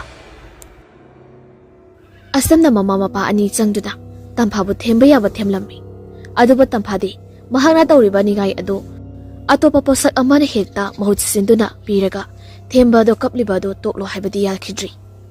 Sanatoba amadi lairang adi adu yamna matha sarami. Tawfam kharangdaduna machanupibu ningai yamna tawi haiduna supubirabani. Adubu angang amana ningai tawgi yauna tawraklabadi upai lite haiduni. Tampha mai ising nungsit changdriba magi LAIPHIDIBI piyu haina kapadagi hendoraktuna chak ising phawa chakhidri. Asumna oirakliba machanupigi maong mataw asida mama mapa anido mathayamna sarami. Aduga tampaso mama mapa anina magi manakta hek sangsilakpada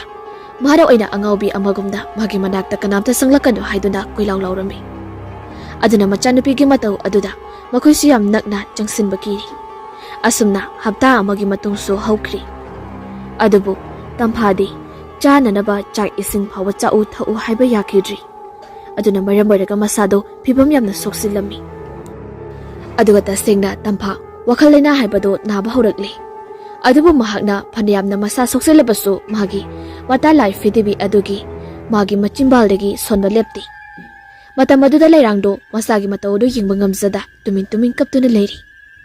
Asumna nongma ahingi matam amada tamphado mamada themduna sakra pijaraba matungda tumthakirami. Aduga lairangso machapu sumlaga chairiba kolesing ado loisinge khanda amu thokri. Aduga haujikta ka adugi manungda tampha matomtari tumduna leiribasi. Maba sanatombasu chakhumda chaksaduna leiribani. Adugi tanzaduda upumbathakta thangatuna thamliba laidi ado mamit managado kuru otuni yinglai. Aduga mataw karamda laimaida takribano khangawdi. Tamphagi manakta sangsenduna leplaga leiri. Madugi tanza aduda matam pumdamakta tamphabu senaduna leiribi LAIPHIDIBI asoba aduda mamit adu khana yinglai. Adugi tanza aduda lairang adu satsangai. Aduga masanupigi manakta sangsilakpani matam aduda maru koklabi LAIPHIDIBI adu machagi phamung aduda taduna leirami. Matam aduda lairangdo yamna ngakna laidi aduda yinglaga upu mathak aduda amu yinglai. Madugi tanza aduda sanatombaso amuk changlai. Asumna lairang ado sanatomaga wari khara sanarami. Aduna lairangna asumda hangai. Nupa nangso aikoigi ibung usigi maramdane kari no kharadi khangpham thoi haina khalibani. Matam aduda sanatombanaso mara he khangauba uhoba wari kya leirami. Wari sing ado taraba matungda amukaso helai lairangna kibagi sang aduso. Aduna mahagna haujikti mayek sengna khangli matam amada maku ibungo thambongna mathong maram khangda lai sanakiba aduna maram oiraga haujik phawbada imung asida mami taba horakni haibasi. Adugi matung lairangso marukok labi laidi adu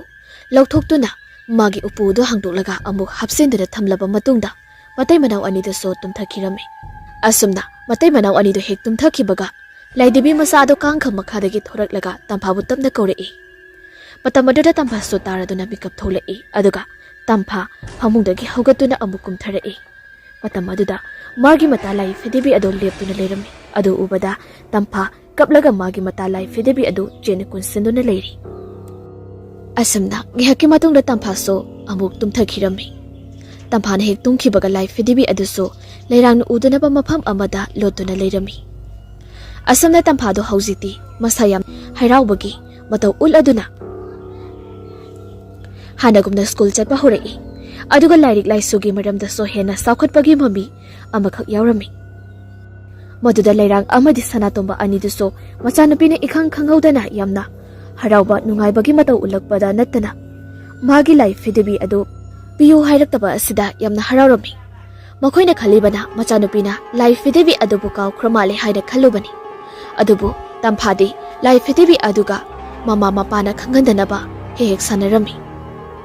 Asumna matam khara maso haujingkhri. Madugi matung nongba lairang adu machanupina school chatkringaida maso migi poyengba ama chatluge haiduna chatlubani. Aduga yumda amo taha amo halai machanupi school dagi lawba chatnabani haiduna. Asumna mama imungda taha changlakpa matamduda yamna thajadana machanupi tamphado phamunda phamduna matomta joiro londuna leiribado uraduna maso haipe lepduna leiri. Matam aduda tampha makuta LAIPHIDIBI ado pairaga yamna harauna kari no khara hairaga wari sanaduna leirami. Matam aduda lairangdi mihunga susukhidri. lawai samgado chap chap hep yungni. Matam amada mana koithi thikiba LAIPHIDIBI asina matau karamda machanupi na paiduna leiramlibano haina khalladuna. Asumna leiringai machanupi ge manakta sangsingadaba phawba talli aduna masado yamna kina. Makhongdo tunglomda amuk hana handuna thangtorei. Aduga mapanda famlaga matonda taphong khangda kaptuna leiri. Asuna numit adugi numidangdo leirang mapuroibagi mafamda wari pumba tamlammi. Aduna LAIPHIDIBI ado makoi ani imungduda koithi thirabaso phangba kobudi leiti. Asumna matay manaw ani do tanaraga laikai gi khara ahal oiba miyoi amada makoi gi imungi baramda yam kupna wari hanglammi. Matam aduda laikai gi ahal aduna makoi imungi maramda wari pumba laikai dana liraklammi. Matam aduda leirangdo manim ibe matharona khanglamgadaba chaina mayam adu khalubada maru luktaduna kapahurei. Aduga sana tombasto mapase kayamyamna phattaba mino haibado hausiktada mayek sengna khanglei. Aduga ahal adugi mafamdagi so mapa thambauga nahanwai dineramba ibo halkoba amaiba ama leibani haina haibiraihi. Asumna amadagi amada mari makong singado koithi thidoklaba matungda amaiba ibo halgi manakta lai. Adubu laibak thibadi ibo hal thodok adugi haktaktagi naduna leikraba matung aduna maram oiraga ikoi kuidana adum sikribani. Aduna ibo hal su sikre haina hairaklabada sanatomba amadi leirang ado mathayam sarami. Makoina di laigi thabak thoram sing asi ibo halna oina tawhangi haina khalubani. Adubu laikhidre hairabanina mayumda amu halai. Asamna leirangi apokpi mama mapa yauda makoi yamna munna tanaraba matungda amaiba ama koithi thirami. Asamna urchinachina amaiba ama phanglaba adudadi makoi siyamna haraujarami. Adugi matung amaiba ado sanatombana laururaba matungda makoigi imungda pulap sangminarei. Somdana mama amadi mapana tauriba thabak ado tamhanadi kariso khangzaba nati. Adubu LAIPHIDIBI aduna tamphada hairami. Aigi ita nungsibi aise nangi nanakta kuina leiba phanglaroido ita. Matam aduda tamphana aigi ita LAIPHIDIBI kaigi phangluidoino nangso aibu thadokpa yaroi. Aduga isu nangbu thadoiye ita. Tamphagi wado taba aduda LAIPHIDIBI aduna ita nangna ibu thadok ningde haibduna thadok loi haina phana kana khalabaso haujiti kari mata kanar aibu tanba horakle ita. Kanana talino ita chakhiba yaroi ita nangi ima babana haujiti imung asida atopa thawai merel amata leiba yaroi haiduna laigi tharam tawba horakle. Asam na ngayaki matungda amaiba aduna imung asi kupna yengaba matungda oiriba yum asigi phibam asi sanatomagi mafamda uhanabagidama thau ahingba khara patra masa amada haidoklaga solami. Aduga ma masaso angoba phina kuptuna mangan haibado amata uhandama thamkhirami. Matam aduda amaiba aduna laison khara solaba matungda masina aduna susu haina kamlai sanatomagi mathakta. Madugi matung sanatomagi mamita mayek seno urei. Haukiba matamda hauji phawa oiriba yum asigi phibam ase uba phanglami. Loina natrabaso khara makai khangba ngamlami. Matam aduda sanatomba yamna kaplami. Mama basu yamna nuksiba phawrei. Aduga mapa ibungo thambawbude bukuda thanga ma pairaga jagat yala phawba pelar haina khalli. Adumna haujikti amaiba aduna sanatomba bu haugatlo haiduna haugatlalami. Aduga mana amu sanatombada wahang kaya ama hanglami. Madugi tanza aduda machanupi tampha ado sauna tholaktun hairei. Papa, kaigino noina imung sida lai khuramdoi dorise? Aidi yaro haisini lai khuramba. Matam aduda lakliba amaiba aduna tamphagi sakta madu munna yenglaga tapna hairei. Ihe, isunupi, launi pupugi nakta, pupu wahangi ko. Matam aduda tamphado ipangpang na khamlai. Ado baro pupu, aigi ita ama layeba. Ado akhoi mamana yamna thina tawbi. Aduna aisune mahalai trabadi yama sida lainingdeba. Aduna noina lai khurum labadine masu soidana jakhrani. Aduna noi lai khurum binu ba pupu. Ado nangi ita LAIPHIDIBI ado ipugi mahangda amukta kauthoro masak phajabri yingi. Asana tampaso amaiba aduna themlaga wahangkaya amaso hanglami. Madugi matung amaiba aduna tamphabu imungda pusinkro haina hairak lami. Matam aduda machanupi tamphabu pusinduna lairangdo imungda sangkhirami. Asumna amaiba aduna laidol kaya saduna numit mangani sangna Sanatombagi imungbu lai khoiramlami aduna ngasidi khoiramdauriba lai asina aroiba numitki lai khoiramba lai su oirami. Aduna amaiba aduna sumangda phamlaga laigi lai sonba horakpa matam aduda imungda leiriba LAIPHIDIBI anido tumin leiba ngamlaktri aduna makhon masasing ado koilingling mahaurai. Asumna amaiba aduna lai sonjilakpadadi imung aduda hek leiriba polamsing adu upna leiba unabu longthoktuna yengbagum yenglami. Matam aduda mahakna LAIPHIDIBI ani adu urai. Asumna amaiba aduna LAIPHIDIBI ani adu pairaga puthorakpa matamdadi kadomdagi no khangaude tamphado magi LAIPHIDIBI do pukhrani khanduna imungdagi kaplaga senthorei. Aduga amaiba duna pairiba LAIPHIDIBI ani adugi khara pitak tawado tap hekta munduna chena konsenduna kaplami. Matam aduda amaiba aduna tamphabu yamna thenjinjerami. Aduba tamphade kari amata changkhidri magi LAIPHIDIBI adu konsenduna kapli. Asumna tamphana tawriba matawado mahaki mata LAIPHIDIBI aduna so yamna nungaitri. Aduna mahakso haujikti amaiba adugi mamangda namthak tawduna karisu kanba ngamlari khanglaktuda tamphabu kawraduna tapna hairei. Aigi ta nungsibi tampha ngasidagi ibani kainarasiko nangsu nangi ima ipaki manakta nugaida lehauro. Aisu mafam asida kuina laiba yadrabanina nafamdagi lapna chatkragi ai hankragi ta aibu kaina ya thang pipiro ita. Laidige wa adu tabada tamphado hikne kaplaga ita nang chatkino aina samlai se ita nang laitrabadi aini kanaga sanaugani ibani punsi supa leminagi se ita. Amaiba duna barak thataga sat hairi. Isu nupi madu yadiko isugine silam sintha yamna wali pangthokadab nangbu ima babagine seba ka tongningrane adune isugine nataba LAIPHIDIBI se harau haraunane bidai pikro magi masa sidine nagi nakta adum leigadawribani adubu magi thawai miren sangbase khaktani lokthokadawriba adunane masidane karisu nungaitaba tawganu ko nangbo. Matam aduda LAIPHIDIBI aduna aigi ta nungsibi nangna laidi aibo paiduna sanaba loiraba matamda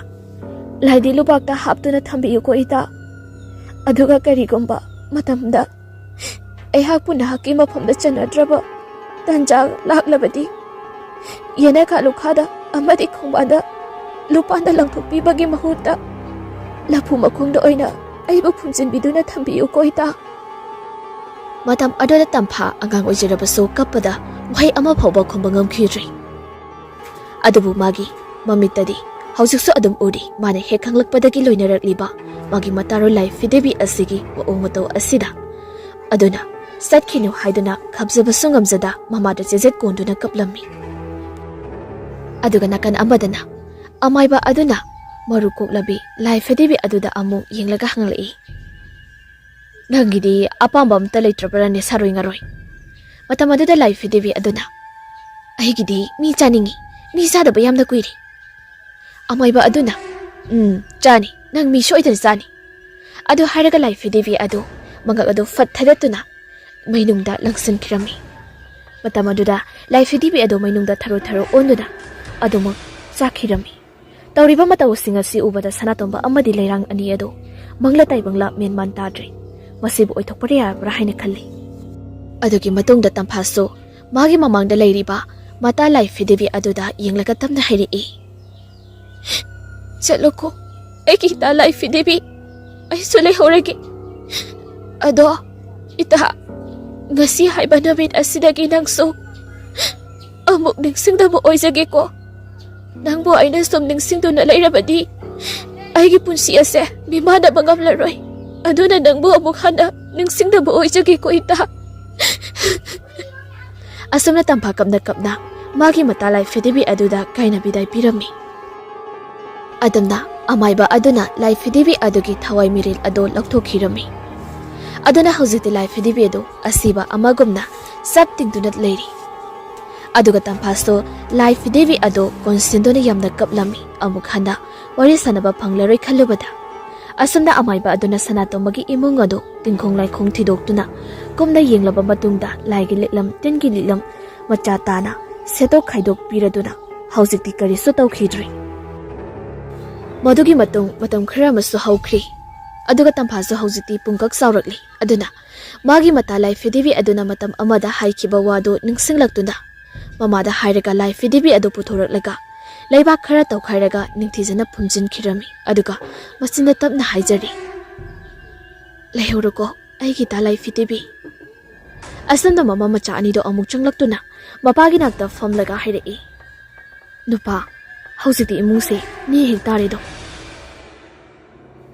Tare sidagidi icha thoibisu chaurabanina imungse saning tana palani ko. Asamna sanatomagi imung ado hojikti ayet apal leitana yamna ingna sikna pankhirami.